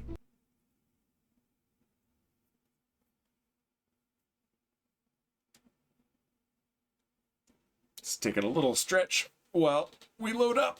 There we go.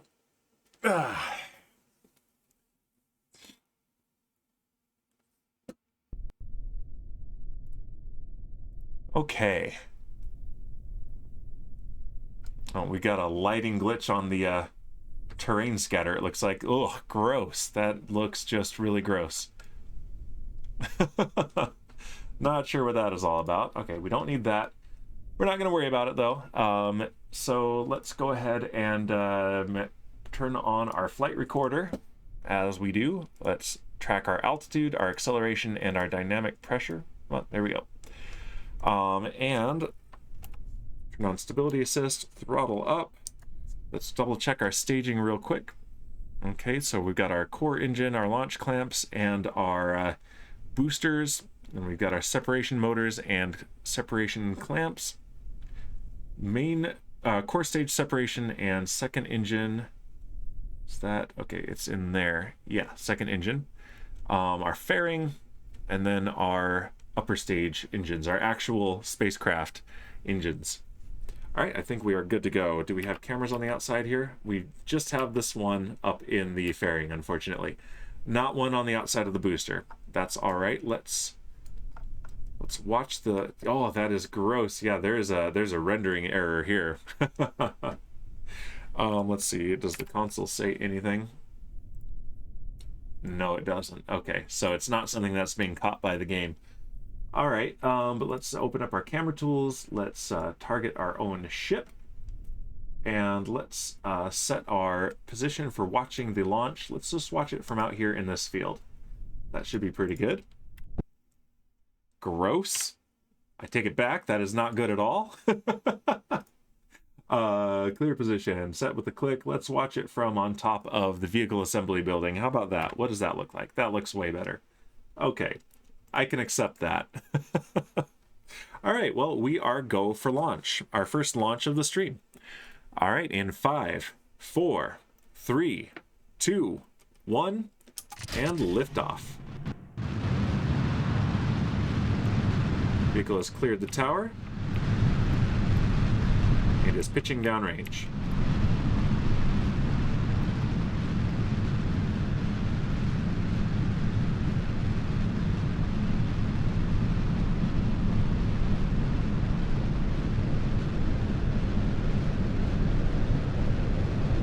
Everything is looking normal.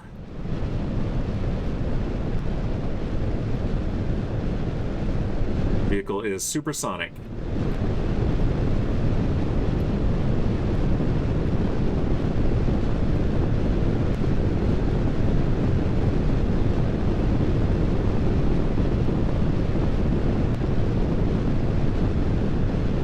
We've reached our maximum aerodynamic pressure as well.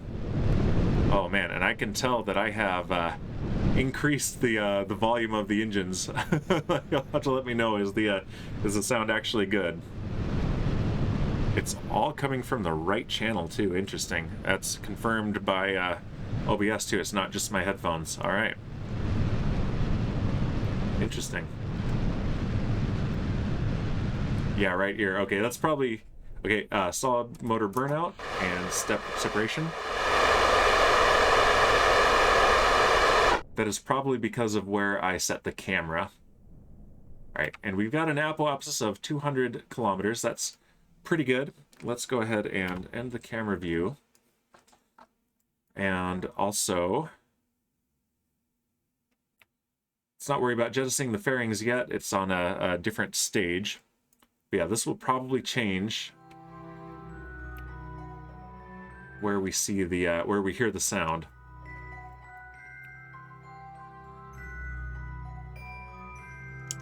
All right, let's use the engine gimbaling to change our spacecraft attitude.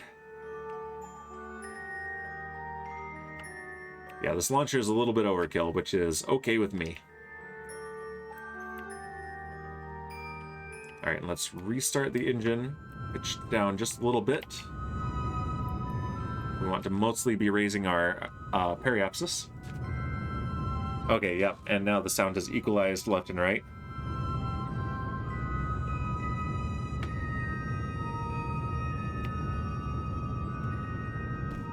Okay, we have main engine cutoff, and stage separation, and second engine start. Fairing separation is confirmed.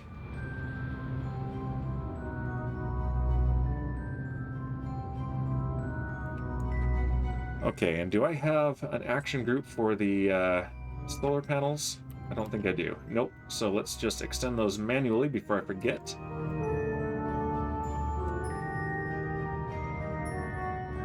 There they are. Nope. There it is. Extend.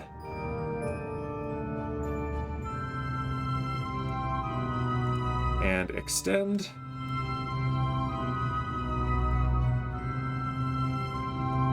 And where is it? There it is. Extend. Maybe. Extend. There we go.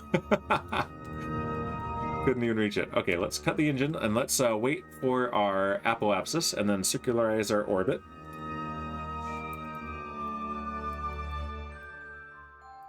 We don't need this anymore.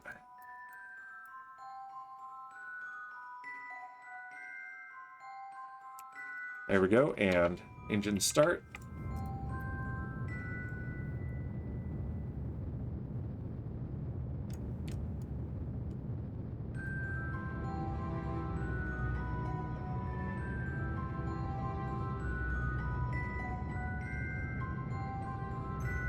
And we're going to be pulling up the mission planning tool again and orienting it so that our the solar system looks the same there as it does in-game, so that we can make sure we know exactly where to put the maneuvers. Alright, we have a circular orbit. Let's pull this up and zoom out. And let's pull this up. And I'm going to look over at OBS and make sure we orient things the same way. About like this. Okay.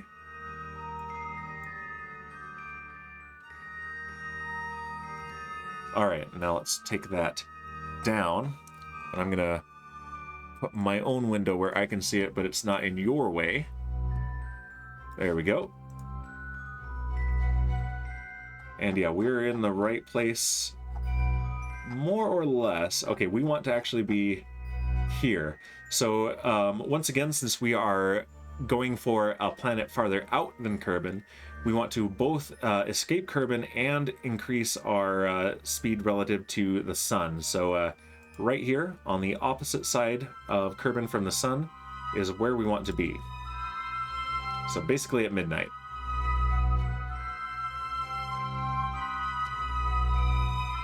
Okay, and full throttle, and it's spinning us right around. There we go, rotating us around towards prograde.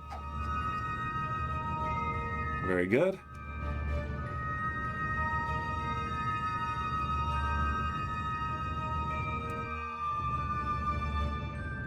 There we are over Kerbin's night side.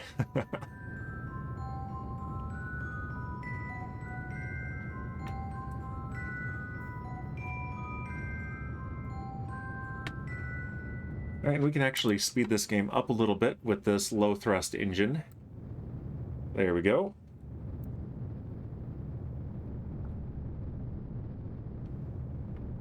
And as we get close to escape, let's slow it back down to real time. There we go. Alright, let's zoom all the way out.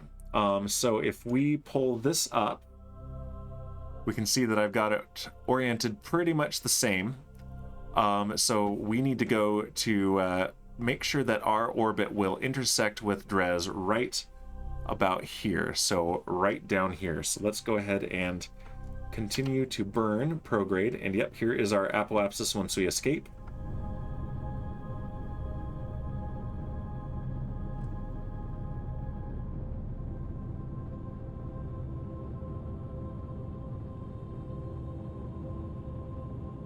And yeah, we've got lots of Delta V to play with here. But I do keep saying that. And then failing to get to where we need to go. So take that with a grain of sand. Grain of salt. Grain of solid motor propellant. Okay, yeah, but our apoapsis is headed right where we want it.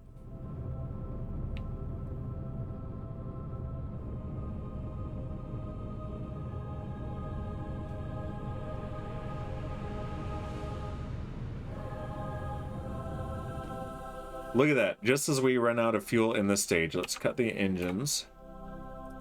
Separate, and let's start the atomic motor and just get a little bit of separation there. There we go. Okay, so we want it to look roughly like that though. So let's keep burning just a little bit. And we're not going to have something exactly like what is listed in the mission planner, but it's going to be close. Okay, so let's set Dres as our target. And okay, so this is not actually where our ascending and descending nodes are, which actually makes sense now that I think about it. But that's okay. Let's add a maneuver here. And let's see.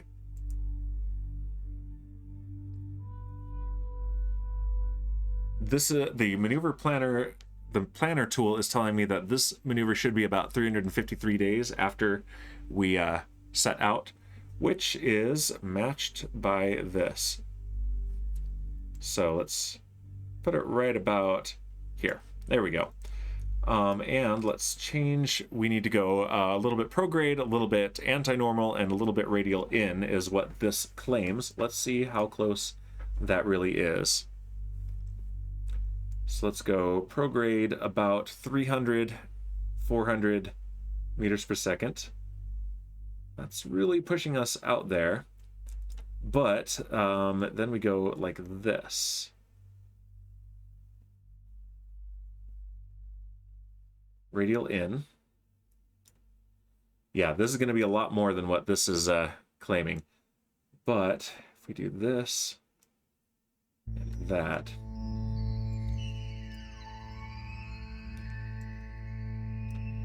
this is the most tedious part of the game, but it is also one of the most important.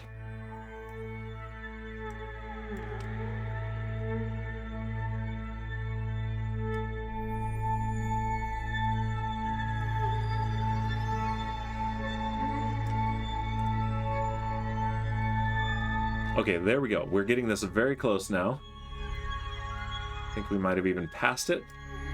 Was that an encounter? This is a very small planet, difficult to get a solid encounter.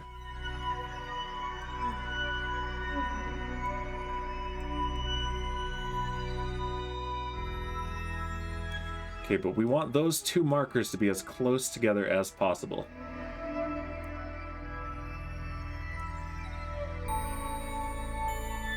Okay, and this is dropping that number. It's flickering. Sorry about that. Nothing to do about that. That's the game being the game. Okay, but this also drops it a little bit. Oh, and then we lost it. There, it's back. Yeah, it keeps changing its mind whether we really have a close approach or not. Okay, but that takes us within 1 million kilometers. Within 500,000 kilometers. Okay, now it's getting farther apart again.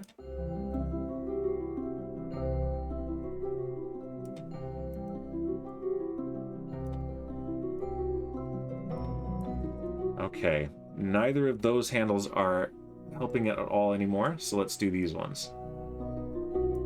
No, those are not either. Okay. That might be as good as we're getting this.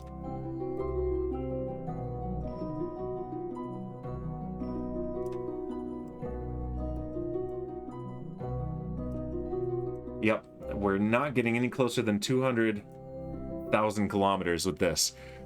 So, let's see. What else can we do? We can change when we leave. Let's go to this window right here. And let's turn the scale way down. And that just made it disappear.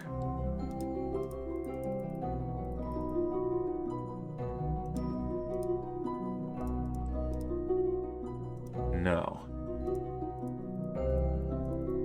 Okay, that's working better. Interesting that it's working from here, but it wasn't working well from the handle. Yeah, one of the things I'm most hoping for in Kerbal Space Program 2 is a more robust user interface. Now we're not getting that at all, though. Go back to this, okay.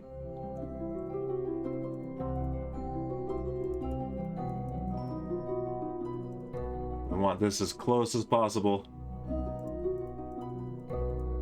That's going farther away. That's getting closer, and now farther away. Okay, well, 180,000 kilometers is better than what we had before. So what we can do is we can do this maneuver. We have almost 12 kilometers per second of delta V to play with, so we're good. And then we can plan another course correction, which is just fine with me. So that is coming up in 351 days. Let's add an alarm. And let's see, create alarm. We want this for maneuver, and we're gonna call it ScanSat Dres ScanSat 3 Dres Correction Burn. And let's give ourselves 1 hour of notice. It's not particularly important that we be precise on when we do this maneuver. And add that alarm. And there we go. And the next big thing we have coming up is a transfer window to Eeloo, the farthest planet out. And we've had trouble getting there before because it's always been pretty close to Jool. It crosses Jool's orbit. So there's Eeloo. And yeah, we tend to find it when it's here or here, and there's probably a good reason for that that I am not quite aware of. But the last time we tried to go to Jool, to Eeloo, we ended up going to Jool instead. And I don't think we've even gotten there yet, so but we can try again. And yeah, that's coming up in about 4 weeks. So let's go back to the Space Center and let's take a look at the missions board and see what is available to us. See if there's anything good for getting more science points, because we really, really want that 550 science to unlock resource mining and refining. I hear the birds. I don't see them yet. There they are. Okay.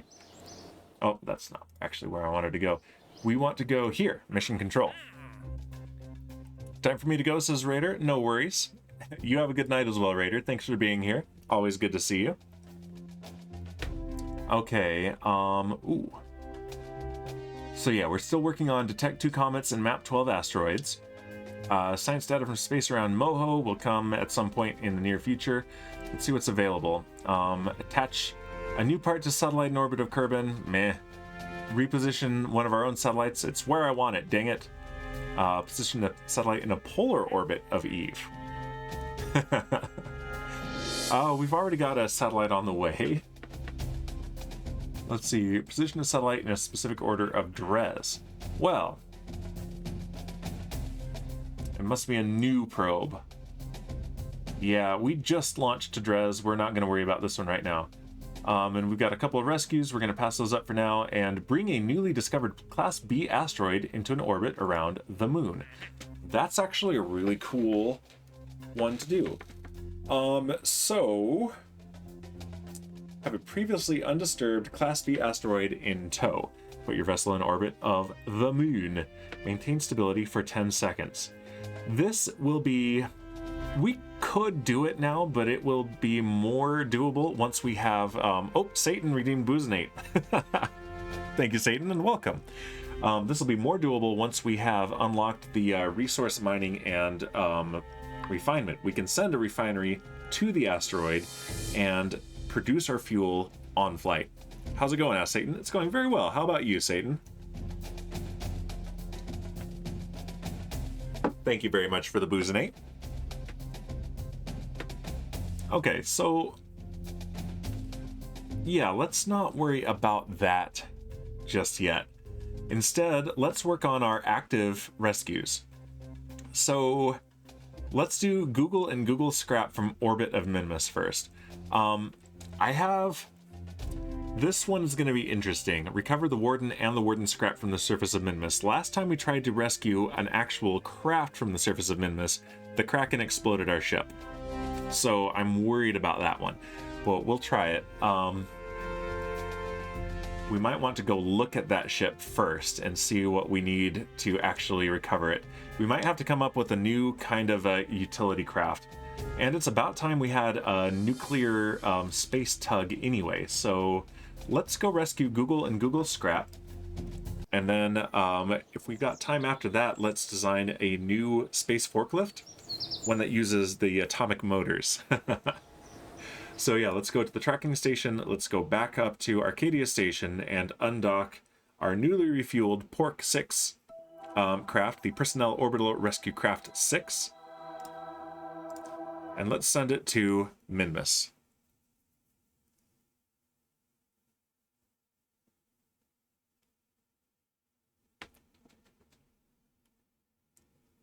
No, there's dead air here, but just taking a quick rest. There we go. And a stretch. All right, here we are. So let's see, who is aboard first of all? Yep, we've got Pee-wee Kerman, our current pilot on duty. And we have Bowsy, our co-pilot, and Munchie, our engineer. They'll do. They are a good crew. So let's just leave them aboard. We don't need that anymore. Let's double check that we are fully fueled, and let's transfer some monopropellant, which we are actually going to need to replenish very soon. Yep, right there. Let's pump out. Yep, we have basically one more refueling left in this thing.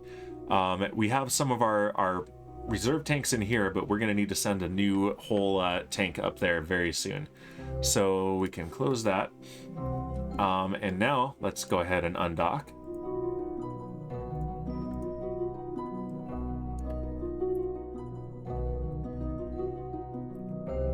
Let's get a little bit of distance. Let's take a look at the map and see where we are relative to Minmus. Okay, Minmus is there. By the time we arrive, it'll be around here-ish. So we want to start here. Let's add a maneuver and let's plan our transfer burn.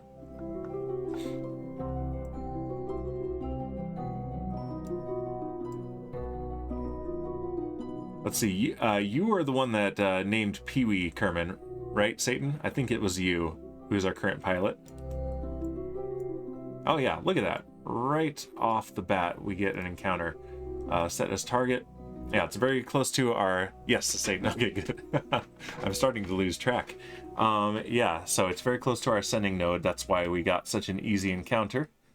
That is very good. Okay, so all we have to do is burn prograde when we get to our periapsis. That's it. All right, so let's go ahead and actually close that. And make sure that we are getting distance. Okay, yes, let's time warp and get closer to our periapsis. Goodbye, Arcadia Station. All right, we're 9 minutes away from periapsis.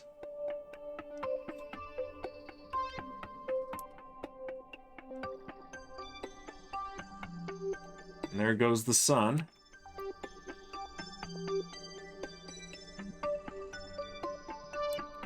All right, and let's point prograde.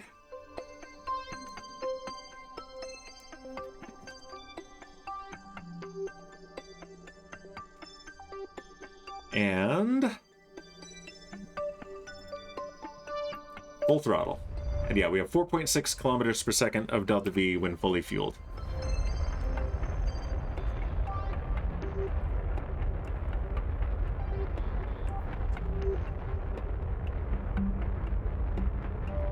Let's go ahead and speed up the game as well for the first part of this burn.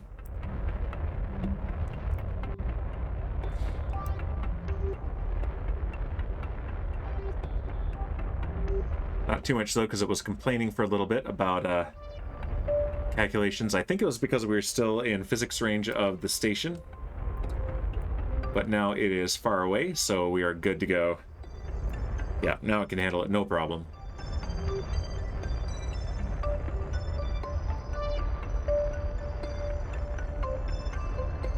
It looks also like we're going to avoid any entanglements with the moon's gravity, so that's also good.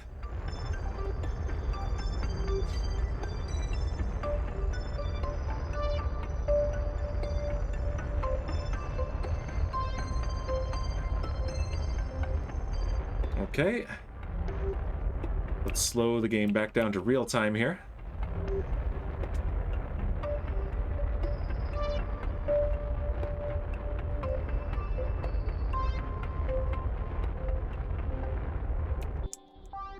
Just a gentle nudge for the end here.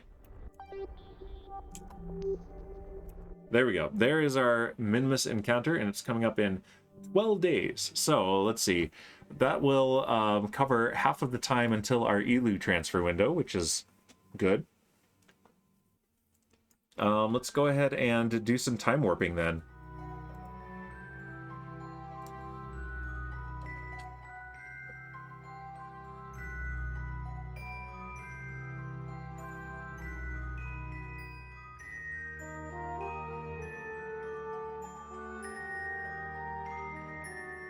Okay. No probe control. Why is it telling me no probe control when I've got crew aboard? That does not make sense.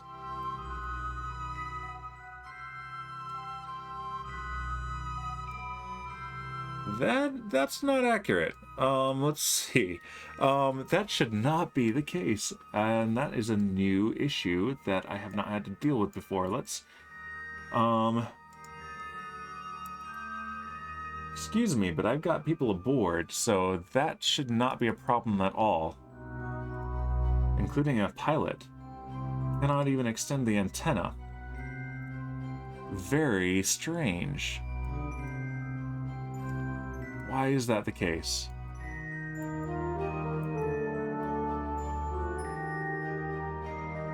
Well,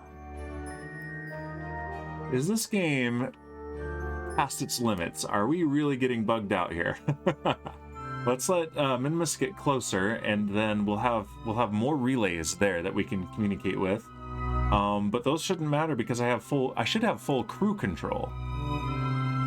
The probe control shouldn't matter when I've got a pilot aboard, and it never has before.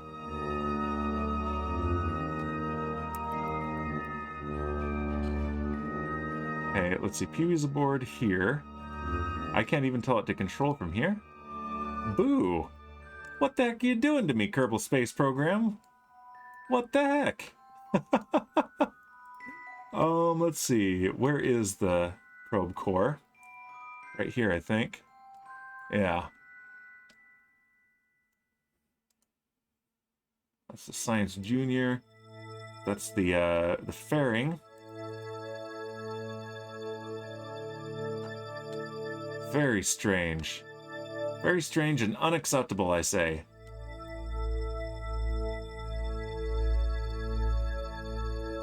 Okay, we got all our batteries right in there. Let's aim the camera at those. So I can go around like this. Okay.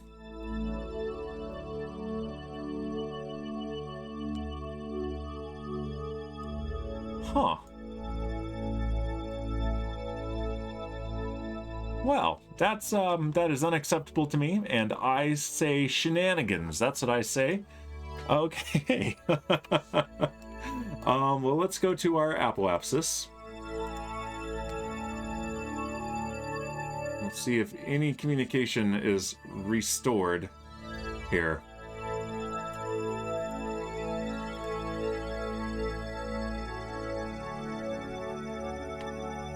Because I find this unacceptable. Dang it. It's also definitely incorrect.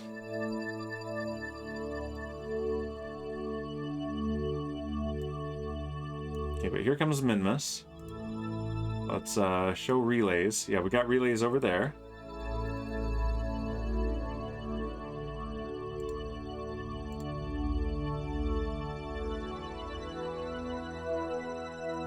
And hopefully it gets a signal from one. There's Google's scrap. That's our target. Our ultimate target. That's where we're going to rescue. Do we need to rescue the craft? I should have checked that before. I don't think so. Google and Google's scrap from orbit of Minmus. Okay.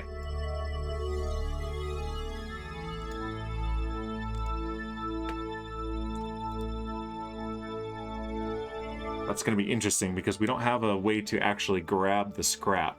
So we're just going to rescue Google for now. Thanks, Twiglet, for that name. Alright. Coming up in 5 hours. 4 hours. Let's time warp to here.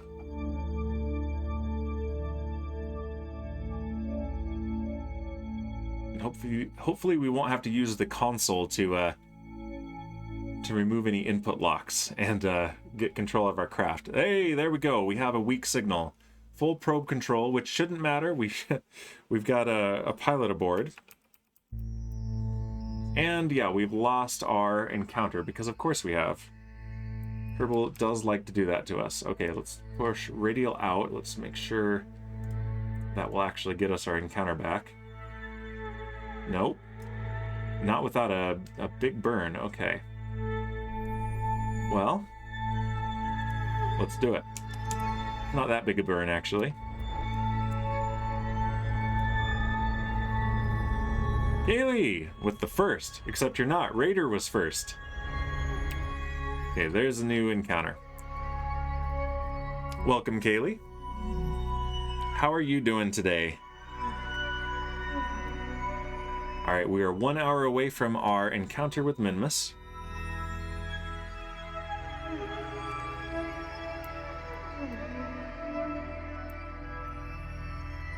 You're firster than first.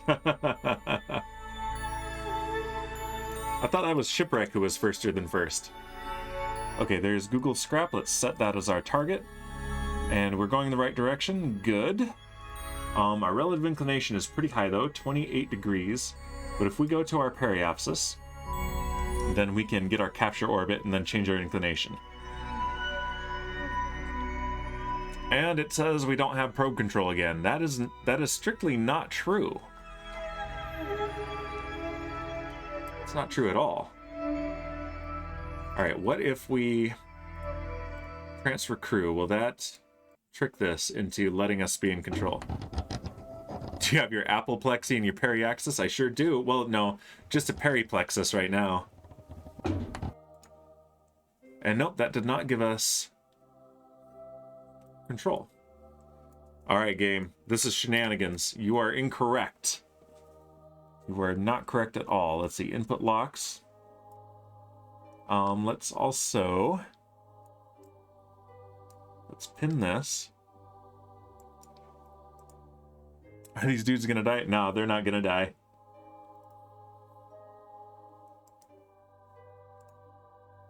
But yeah, this is not correct. This game is telling me that I cannot control a craft with two pilots aboard that I previously could control with a pilot aboard.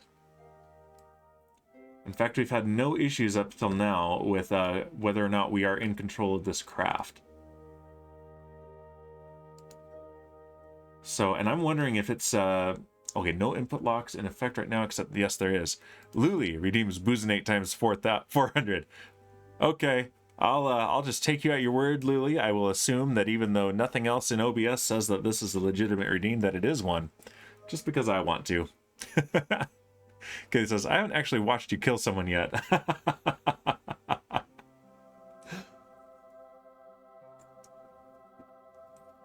We've only had five deaths. And Luli, welcome also. Wasn't it your birthday? I think I saw something in Supreme Doom's Discord about that.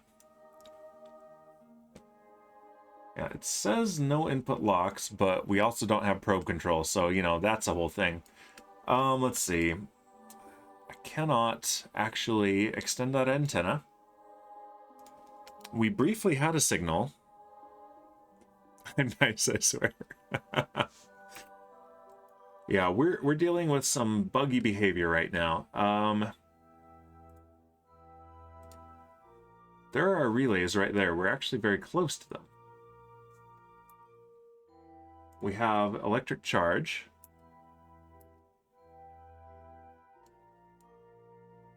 Come on, give me control before we escape. I just need the ability to burn retrograde and get a capture orbit. Oh, yesterday. Okay. Also, kill someone where? We've had some Kerbals die in the past. It's happened. And yeah, Supreme liked to spread the word yesterday. It was nicer. Yeah, Supreme does that. Let's see. Come on.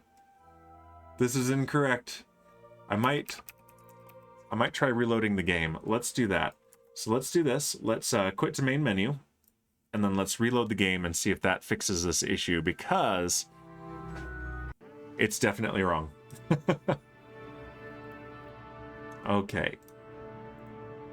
Sometimes weird things happen if you when you've docked and undocked craft, but oh, I want to kill a Kerbal, says Luli. Wow. You and Shipwreck both. We're trying not to kill the astronauts, thank you very much. We want to have a successful space program. It seems ship infiltrated my Twitch. I'd never say that. Yeah, he does that too. All right, let's go back to the tracking station. Let's load up that ship again, and fingers crossed we have signals, because that's the other thing. We have plenty of satellites, communication satellites. We should have no trouble communicating with this, and we shouldn't need to because it's got crew aboard.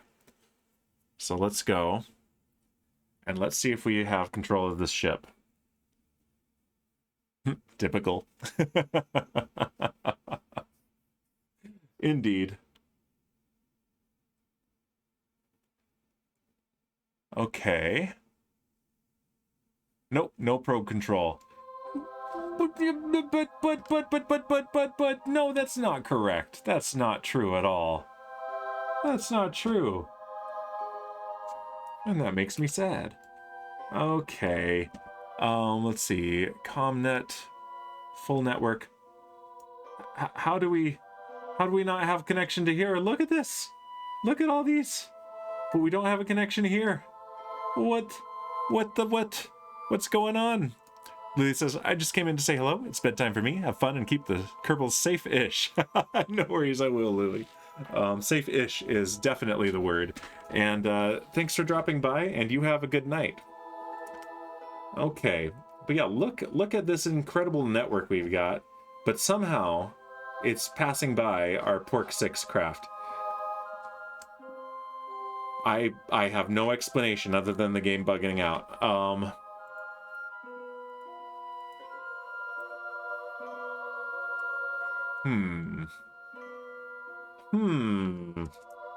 there any other options in the debug console?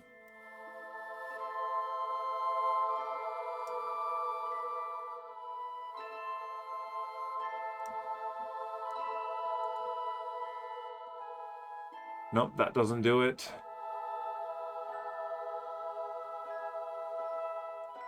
Info, version info, mission tools, resources. Okay. What about settings?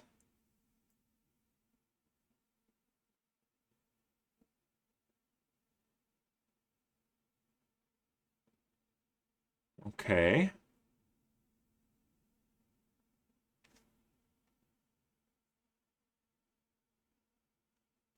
Nothing here for it.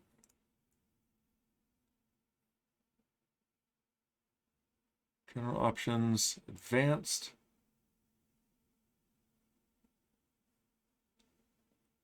Requires signal for control. I can temporarily turn this off. I keep that on because I like that option for unmanned craft. It makes sense that even if there's no signal delay for light speed in this game, there are mods that add that.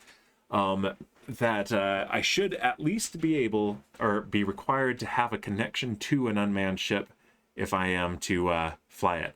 But this is not an unmanned ship. This is, there's definitely a crew aboard.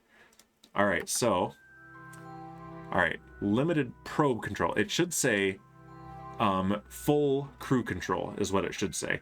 But I think at least now I can extend this antenna and increase the communications capacity, and there we go. We have full probe control.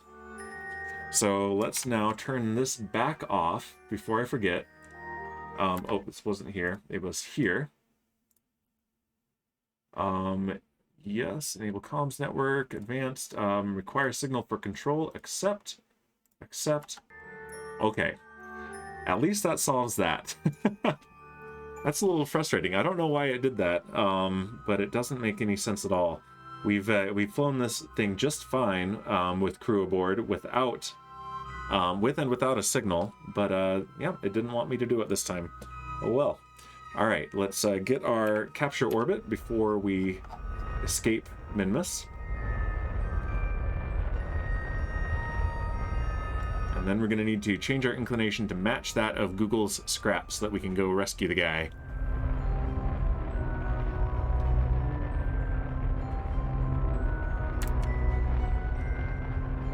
There we go. We're delaying our escape at least, and then we're going to have our capture orbit any second. There it is. Okay, so here are ascending and descending nodes. Let's go ahead and we'll get here next, so let's pin that.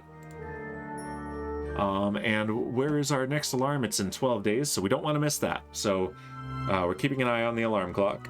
Excuse me. But let's warp to our ascending node, where we will need to point anti-normal,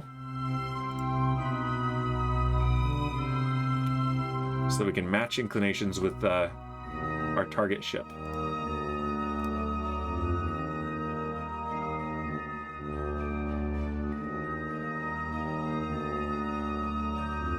Okay, and we're 8 minutes away from the ascending node. Let's get just a little bit closer.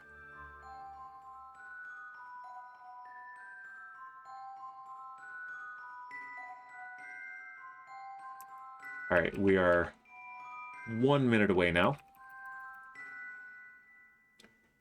So now we can change our inclination effectively.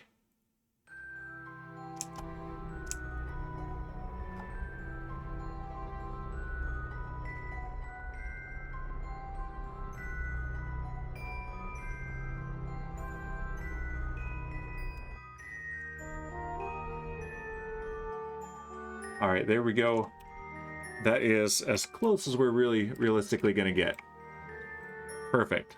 So next is familiar. We need to burn retrograde so that we can drop our periapsis so that it matches a point in the orbit of Google's scrap.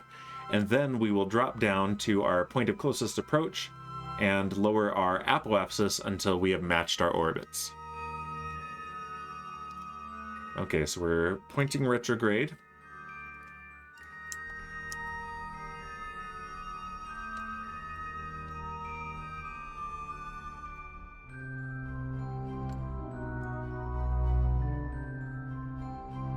And yeah, Google's orbit is a little bit eccentric.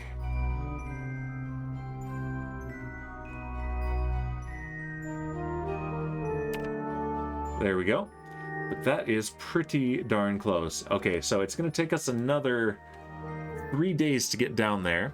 So let's go ahead and do it. Yeah, we're still where's the alarm?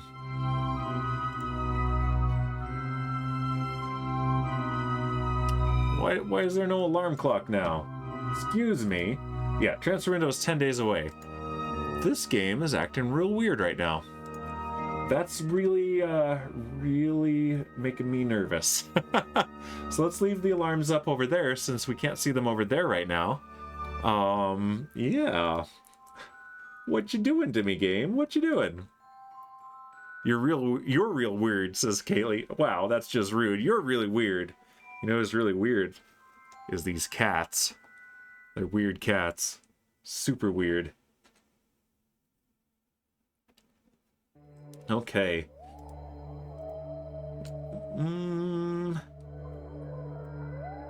Yeah, let's get right down here. That's where our close intersect is. You wonder who made those? I have no clue. None at all.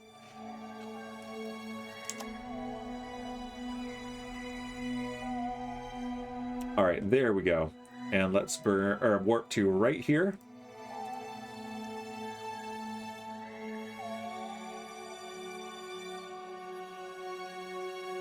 And there goes our target.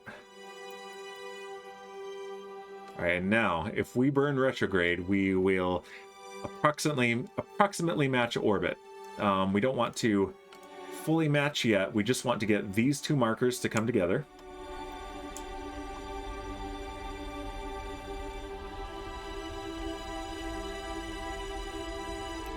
And they're not doing it the way I would like. That's okay. We will drop below the orbit first and then catch up.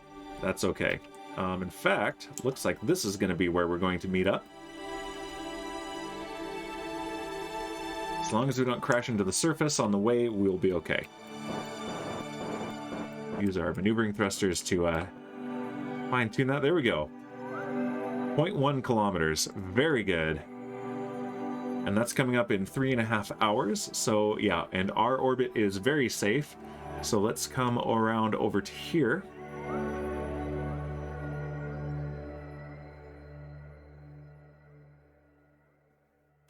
And we're going to come up underneath Google's scrap for the rescue.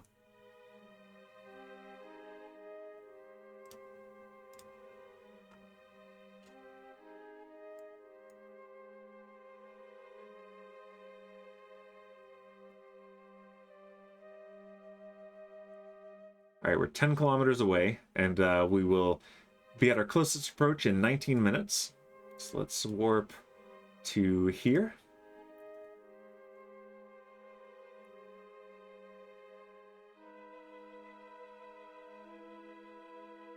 And our relative speed at closest approach is only going to be 8.4 meters per second. So this will be a very easy rendezvous.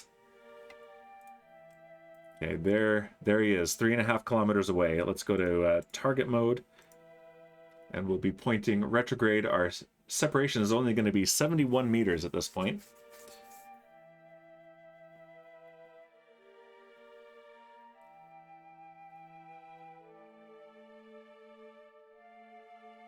And time warp.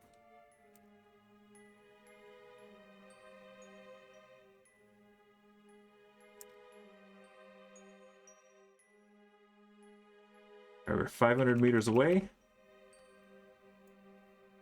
It's very faint, but we can actually see his spacecraft at this point. 400 meters. 300. 200.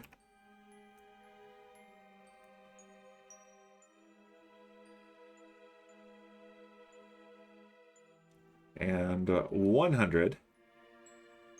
And I'm thinking maybe we do something a little bit daring. And we're going to use the quick save system to make sure that the Kraken doesn't get us for this. But maybe what we can do is remove one of these docking ports, slap it on this thing, and then dock. I think that's what we're going to try. So let's actually get closer. Let's point this docking port at it. Control from here, activate camera.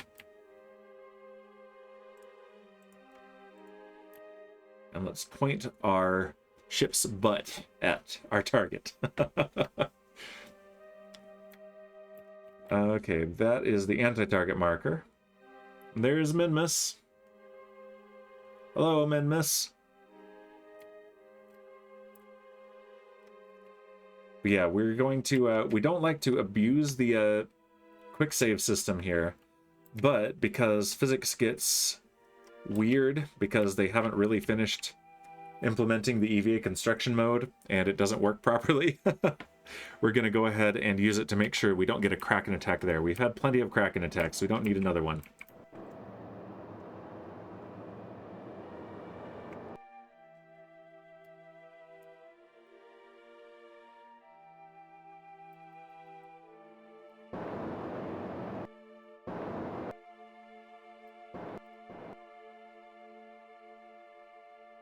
Okay.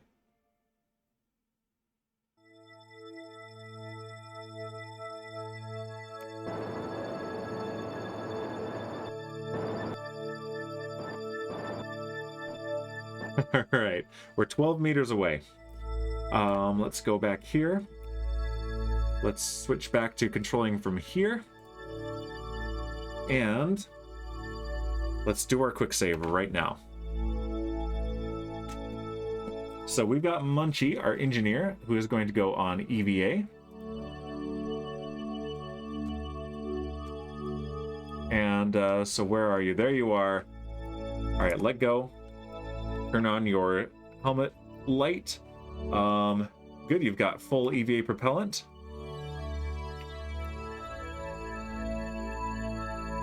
Let's fly around the solar panel here. Not bumping into it.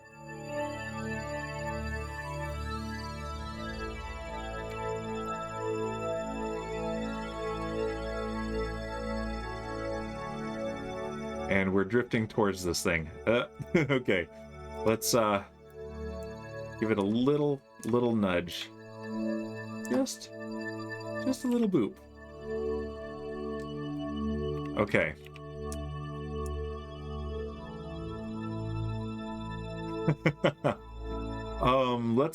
Let's let this thing settle down a little bit. In fact, let's switch back to this. Push away just a bit, just for safety. There we go. All right, now we're back to Munchie Kerman, named for Niainti's Pet bearded dragon. I made beef stroganoff, says Kaylee. Ooh, that sounds good. Very tasty. Nice. Okay. Head back in. And we're going to move this docking port. So let's actually take another quick save right here. And then let's go into EVA construction mode, where we are probably going to invoke the Kraken.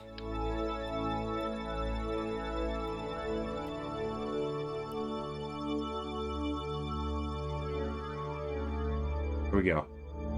Like that. Yep, there's the Kraken right there. You see that?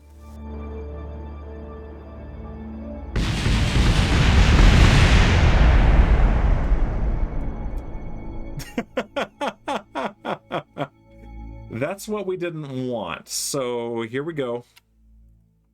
Loading the quick save. I don't think we're going to be able to do this because of Kerbal physics. It calculates physics very differently and poorly in EVA construction mode relative to regular mode. Yeah, which is very frustrating because EVA construction is so fun. All right. Can we do this quick enough that it doesn't have time to Kraken? That's the question.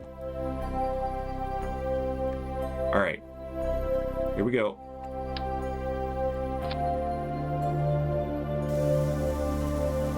Get out of EVA construction mode? Nope. Are you jealous of my dinner, says Kaylee. I mean, a little bit, but I'm gonna have a good dinner too. We're gonna have waffles tonight. Look at that. There's some stroganoff for you right there. Space stroganoff.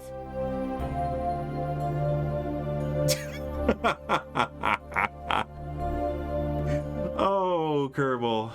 I have a love-hate relationship with this game. All right, we're gonna give this one more try.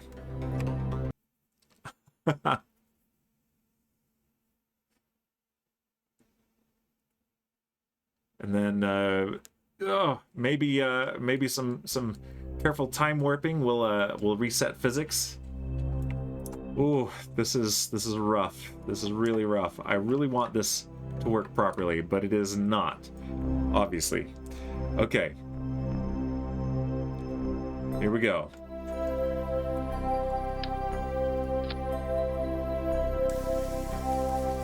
Nope, it's instant.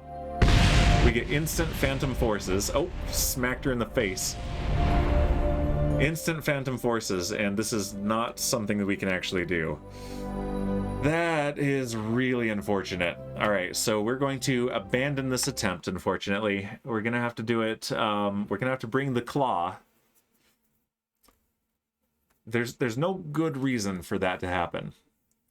So it's just an unfortunate way, an unfortunate bug in this game. The claw, you know it. Now, I was hoping we could do this in one go without the claw, but that is not going to be possible. All right, board the ship. Grab and board. There we go. At least we can rescue Google himself. So basically, if we do any of this EVA construction, we're going to have a very simple low part count ship that we're doing it from. So yeah, that's no good. Oh, and look, what a dapper fellow. Whoa. Turn on your helmet light so you can see. There we go. All right, Google. We're gonna need to get a selfie though. We always do a selfie. Rescue selfie.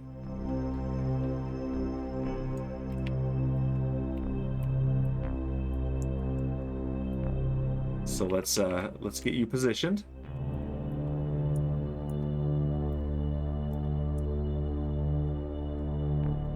There we go. Look at this guy. All right, here we go. That is one happy Kerbal. He's been waiting for a while for this. And board. There we go. We have rescued Google Kerman. Redeemed a couple months ago, I think, by our friend Twiglet. Let's see. Let's go ahead. Should we land and get the Warden Kerman as well, and then send something over to pick these up? I think so. Let's go back to target selection. We want EVAs, the Warden Kerman. And where is he exactly? On the surface. Down there. Okay. So we're going to need to burn anti-normal to change our inclination so that we can go over top of this guy.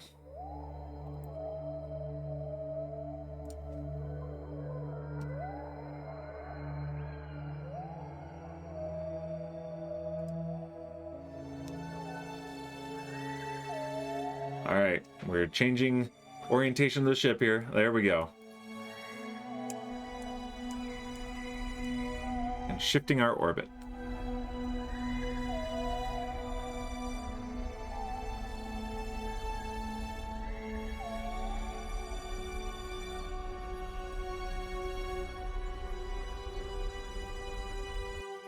Okay, now let's go ahead and change to surface mode and retrograde.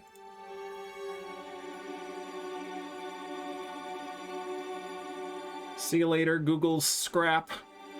We'll be back. We need to retrieve you and recover you for analysis.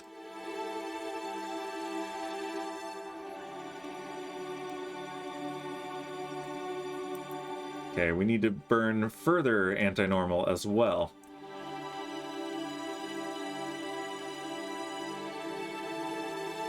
Did you kill people, says Kaylee? No, I did not. Exploded a ship thanks to bugs in the game a few times, but did not kill anyone. Sorry, I was dishing up foods and missed it. Yeah, we were attempting to do some EVA construction, but because this game's physics engine really likes to freak out when doing that, it did not work. We had to abandon that attempt because it kept exploding the ship without cause.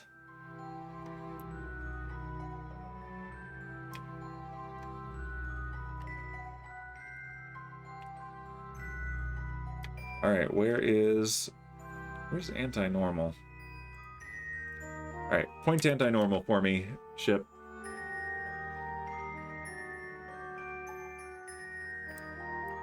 Oh, it's just not showing it. Okay, oh, because of... It only shows this marker in orbit mode. I understand now. Okay. Learned something today. So we want to go right in between these, like this, and lower our orbit while changing its inclination as well. So we want to land right where the warden is. Another one redeemed by Twiglet that he's been waiting very patiently for rescue. It looks like we might be landing at night. Ugh. Uh-oh.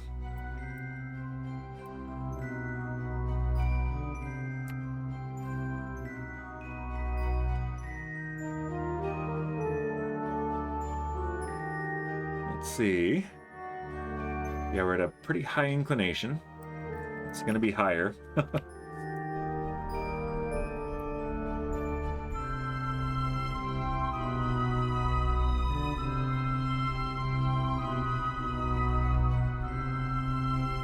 There we go. That will pass right over him, I think. It all depends on how much the moon rotates while we are in flight. Yeah, we now have a 60-degree inclination over Minmus. Okay, now we want to go to surface mode. And let's point retrograde, but at the horizon. And this will slow us down relative to the surface of the moon.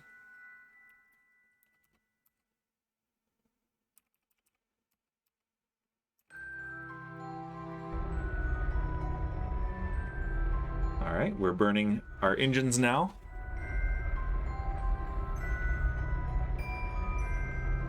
hopefully the slope isn't too steep, but even if it is, this being Minmus, the gravity is so low that we should be okay.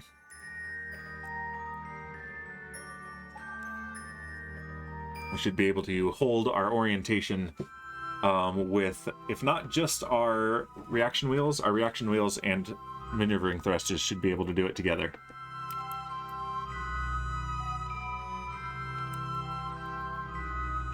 Okay.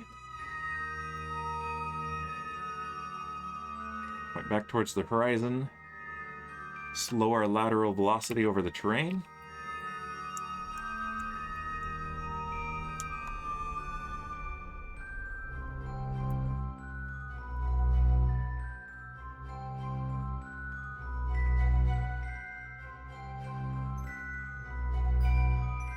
We haven't slowed it quite enough.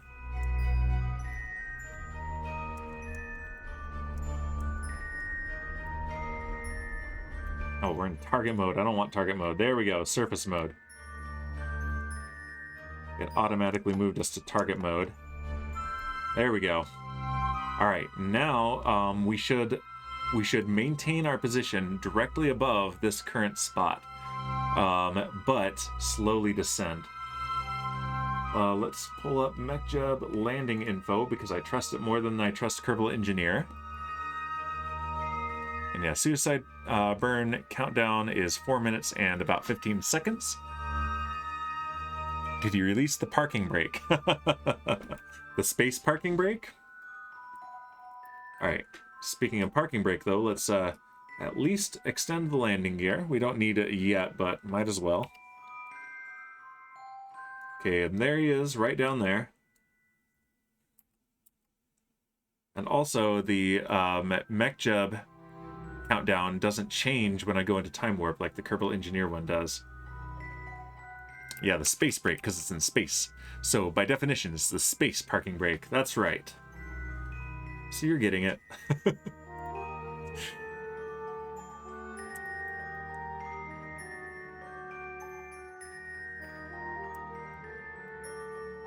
Okay, we're 1.5 minutes away from needing to do our suicide burn.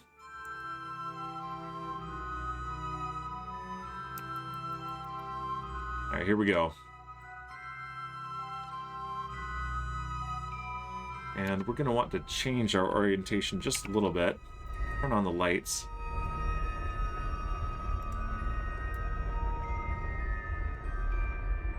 Here we go. If we do this, we'll also move closer to the target. I'd like to get a radar reading of the slope soon. Hopefully that happens. There we go.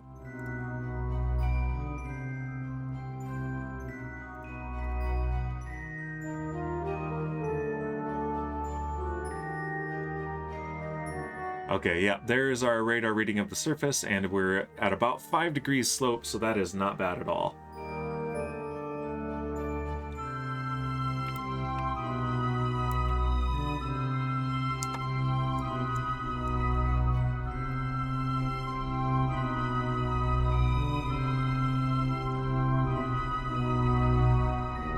Trying to adjust our course so that we are very close to our target.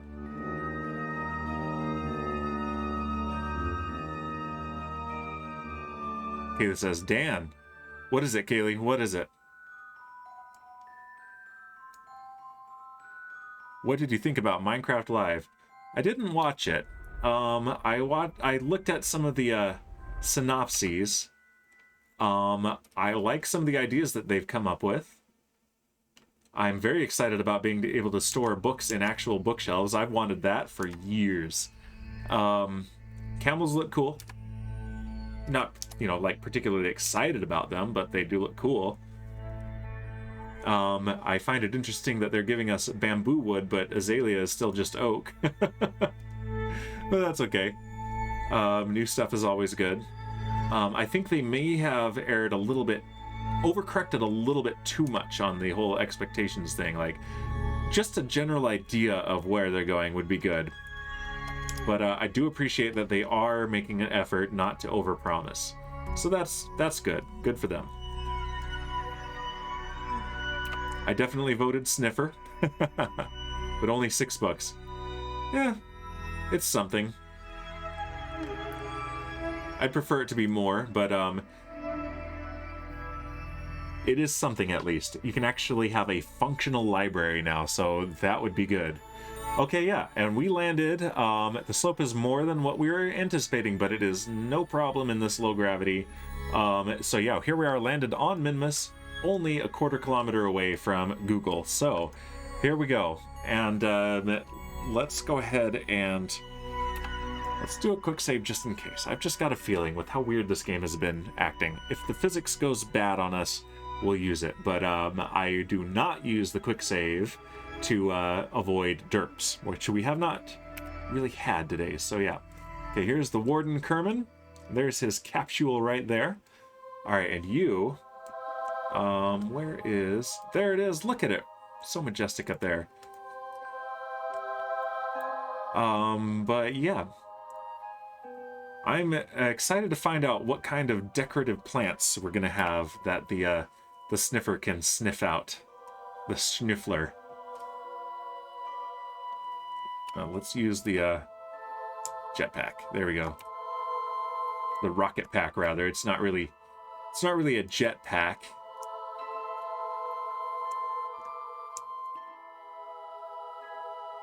But he says, "Yay! I'm finally saved. I was out of snacks for months."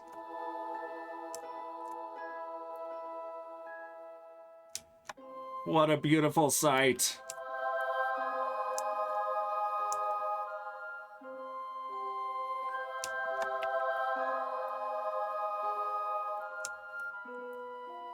Tell you what, though, Minecraft Live was a more faithful adaptation of Tolkien's works than Rings of Power was. That's for sure.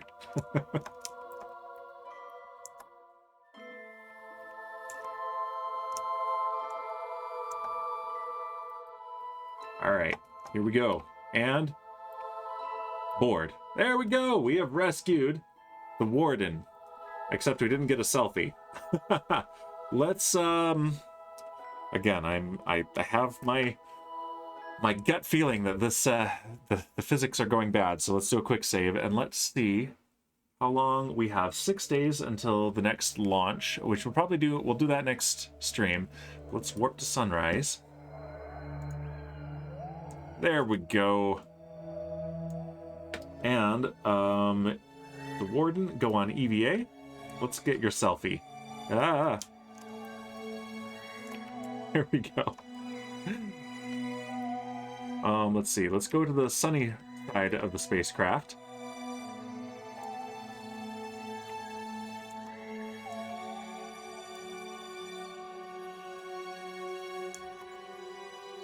There we go. Oh, look at that. And we've even got Kerbal in the background. Let's see. Can we aim the camera up here? Because we keep clipping through the ground, and that ruins the picture. Let's narrow the field of view a bit.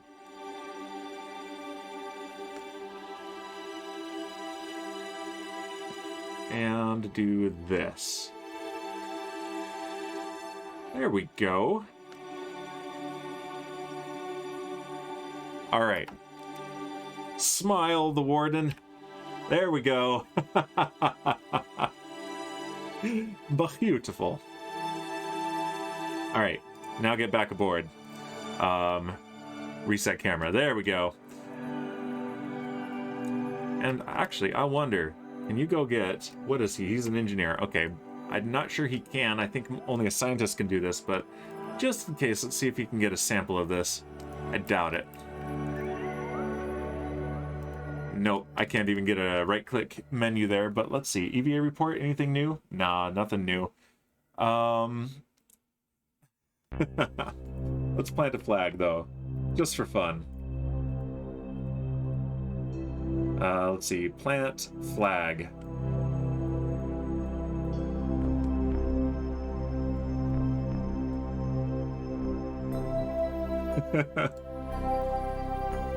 The Warden was here. Only took months with no snacks for me to be rescued. Thanks, Dan Bear Pig. Uh-oh, Kaylee trying to trigger me. Hey, Dan, what do you think about Rings of Power?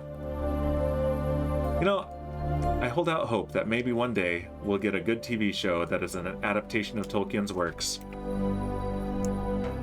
We haven't gotten that yet.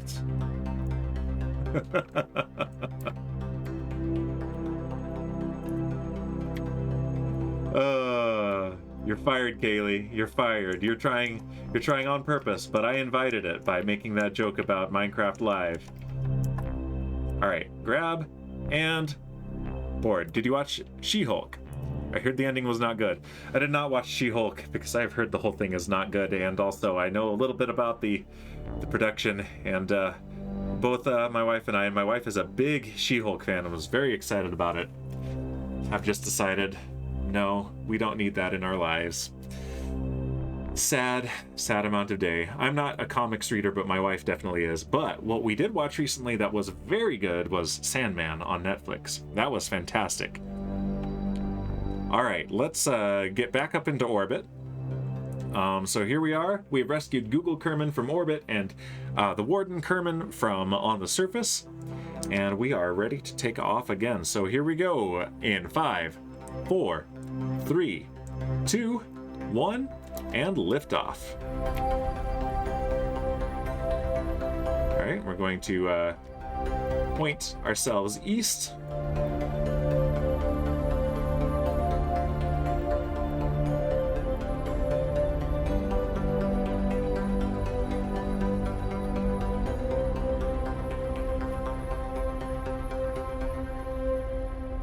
Oh, and 007, BA7, welcome.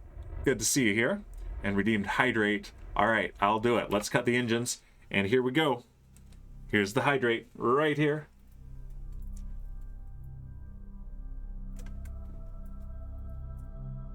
You're here right at the end, 007.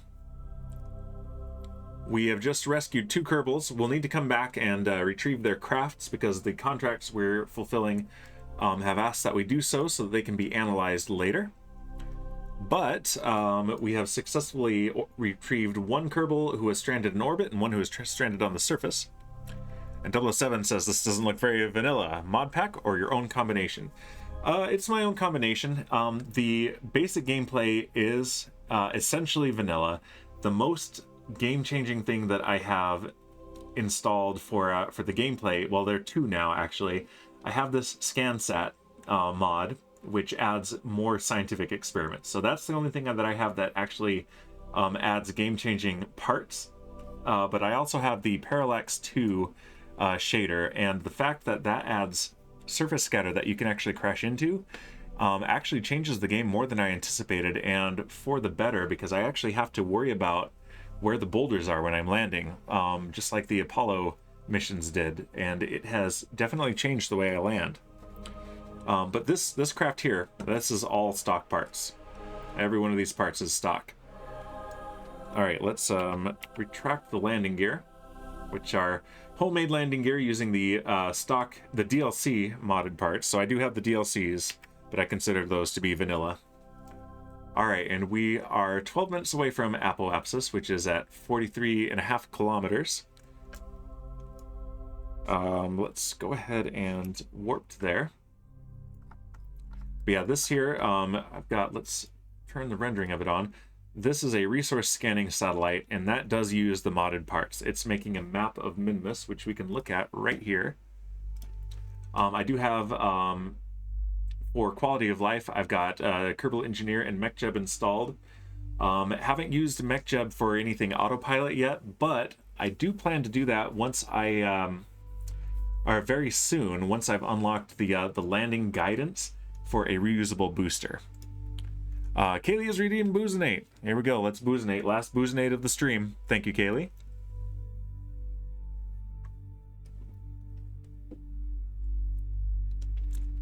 And 007 says, I really want to get Parallax working. Don't even care about visuals, just want the scatter to crash into. Yeah, it's cool. It's super cool. Spent a while on it today, but it is still breaking. Is it not even? Is it just not working properly, or not even launching? I haven't had a lot of issues with it from a technical side, so I don't know that I'd be very good for troubleshooting. But yeah, look at this. We've got a complete resource map of Minmus now, which is awesome. In fact, let's go ahead and turn on the planetary overlay. And there it is. We can see right on the planet where the ores are. And look at that. On these flats, we've got 5-10% concentration of ores. So that's probably going to be our ideal place to put a mining base.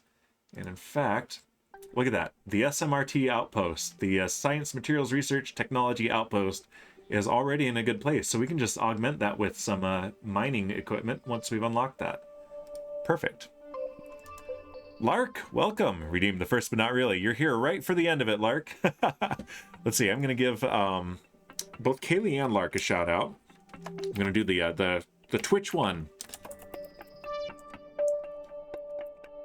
There's Kaylee. She streams art in Minecraft. She's the one who drew these cats. And shout out for Lark, who streams Minecraft. I'll do it right, Dan. There we go. Oh, you've been here for like 2 hours. Okay. So you've seen all the technical difficulties that we've been having. Only one shoutout can be active at a time. Please wait. Ah, come on. All right, we'll do it this way then. We'll do it the old way.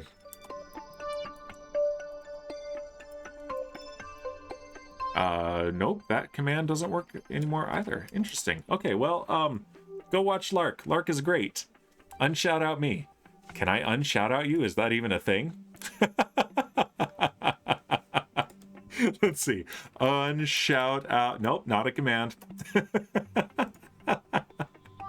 Interesting. All right, well, but yeah, we've got this set. This is definitely modded. This is the most modded that I've gotten.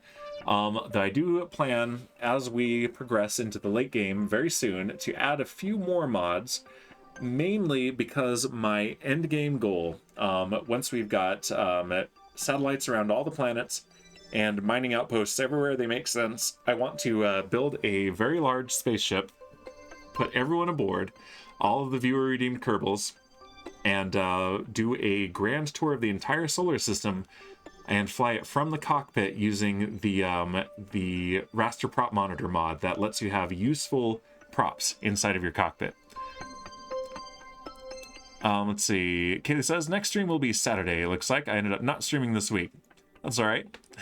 And I don't know if they put that stupid restriction up. How can they not make it so you can unshout out or have more than one? Like, I've had it before, and I've seen many times on other streams where a raid comes in and multiple streamers are there in the raid that the streamer wants to shout out. Why not be able to shout them all out at once? It would make sense to me. But yeah, so I'm really loving this this map here. But yeah, let's real quick, before we end, let's time warp up to our apoapsis and let's get a circular orbit. It does seem dumb, I agree. But it is a new feature that they've added that wasn't there before, so it is a step in the right direction, and I like that. I'm trying to incentivize us to do ad breaks. Yeah, I mean, from a business standpoint, that makes sense, though, because if Twitch doesn't make money, then they can't afford to let us stream for free. But they're not doing it in a very smart way, so yes. Yeah, like, yeah, sure. Let's try to get all of our viewers to close the stream. Yeah. Nah, in principle, I'm in agreement with you there. So I understand why they're doing what they're doing, but I think they could do it a lot more smart. All right, we have a safe orbit. We don't have time to get home because before we get there, we will have our launch window to Elu, and we don't have time in this stream to do that launch. So we're going to save that for later. Let's do one more thing. Oh, no, that makes no sense because I need to send a different scanner satellite to Minmus to do the other scans. This is using the stock resource scanner part, but the modded map. So I need to send another one that has all the modded scanners, and then we can do a really detailed map of Minmus, and that would be pretty cool. But yeah, so next week, what we'll do is bring the Warden home, but first we're going to launch to Elu and take a look at some of our other missions.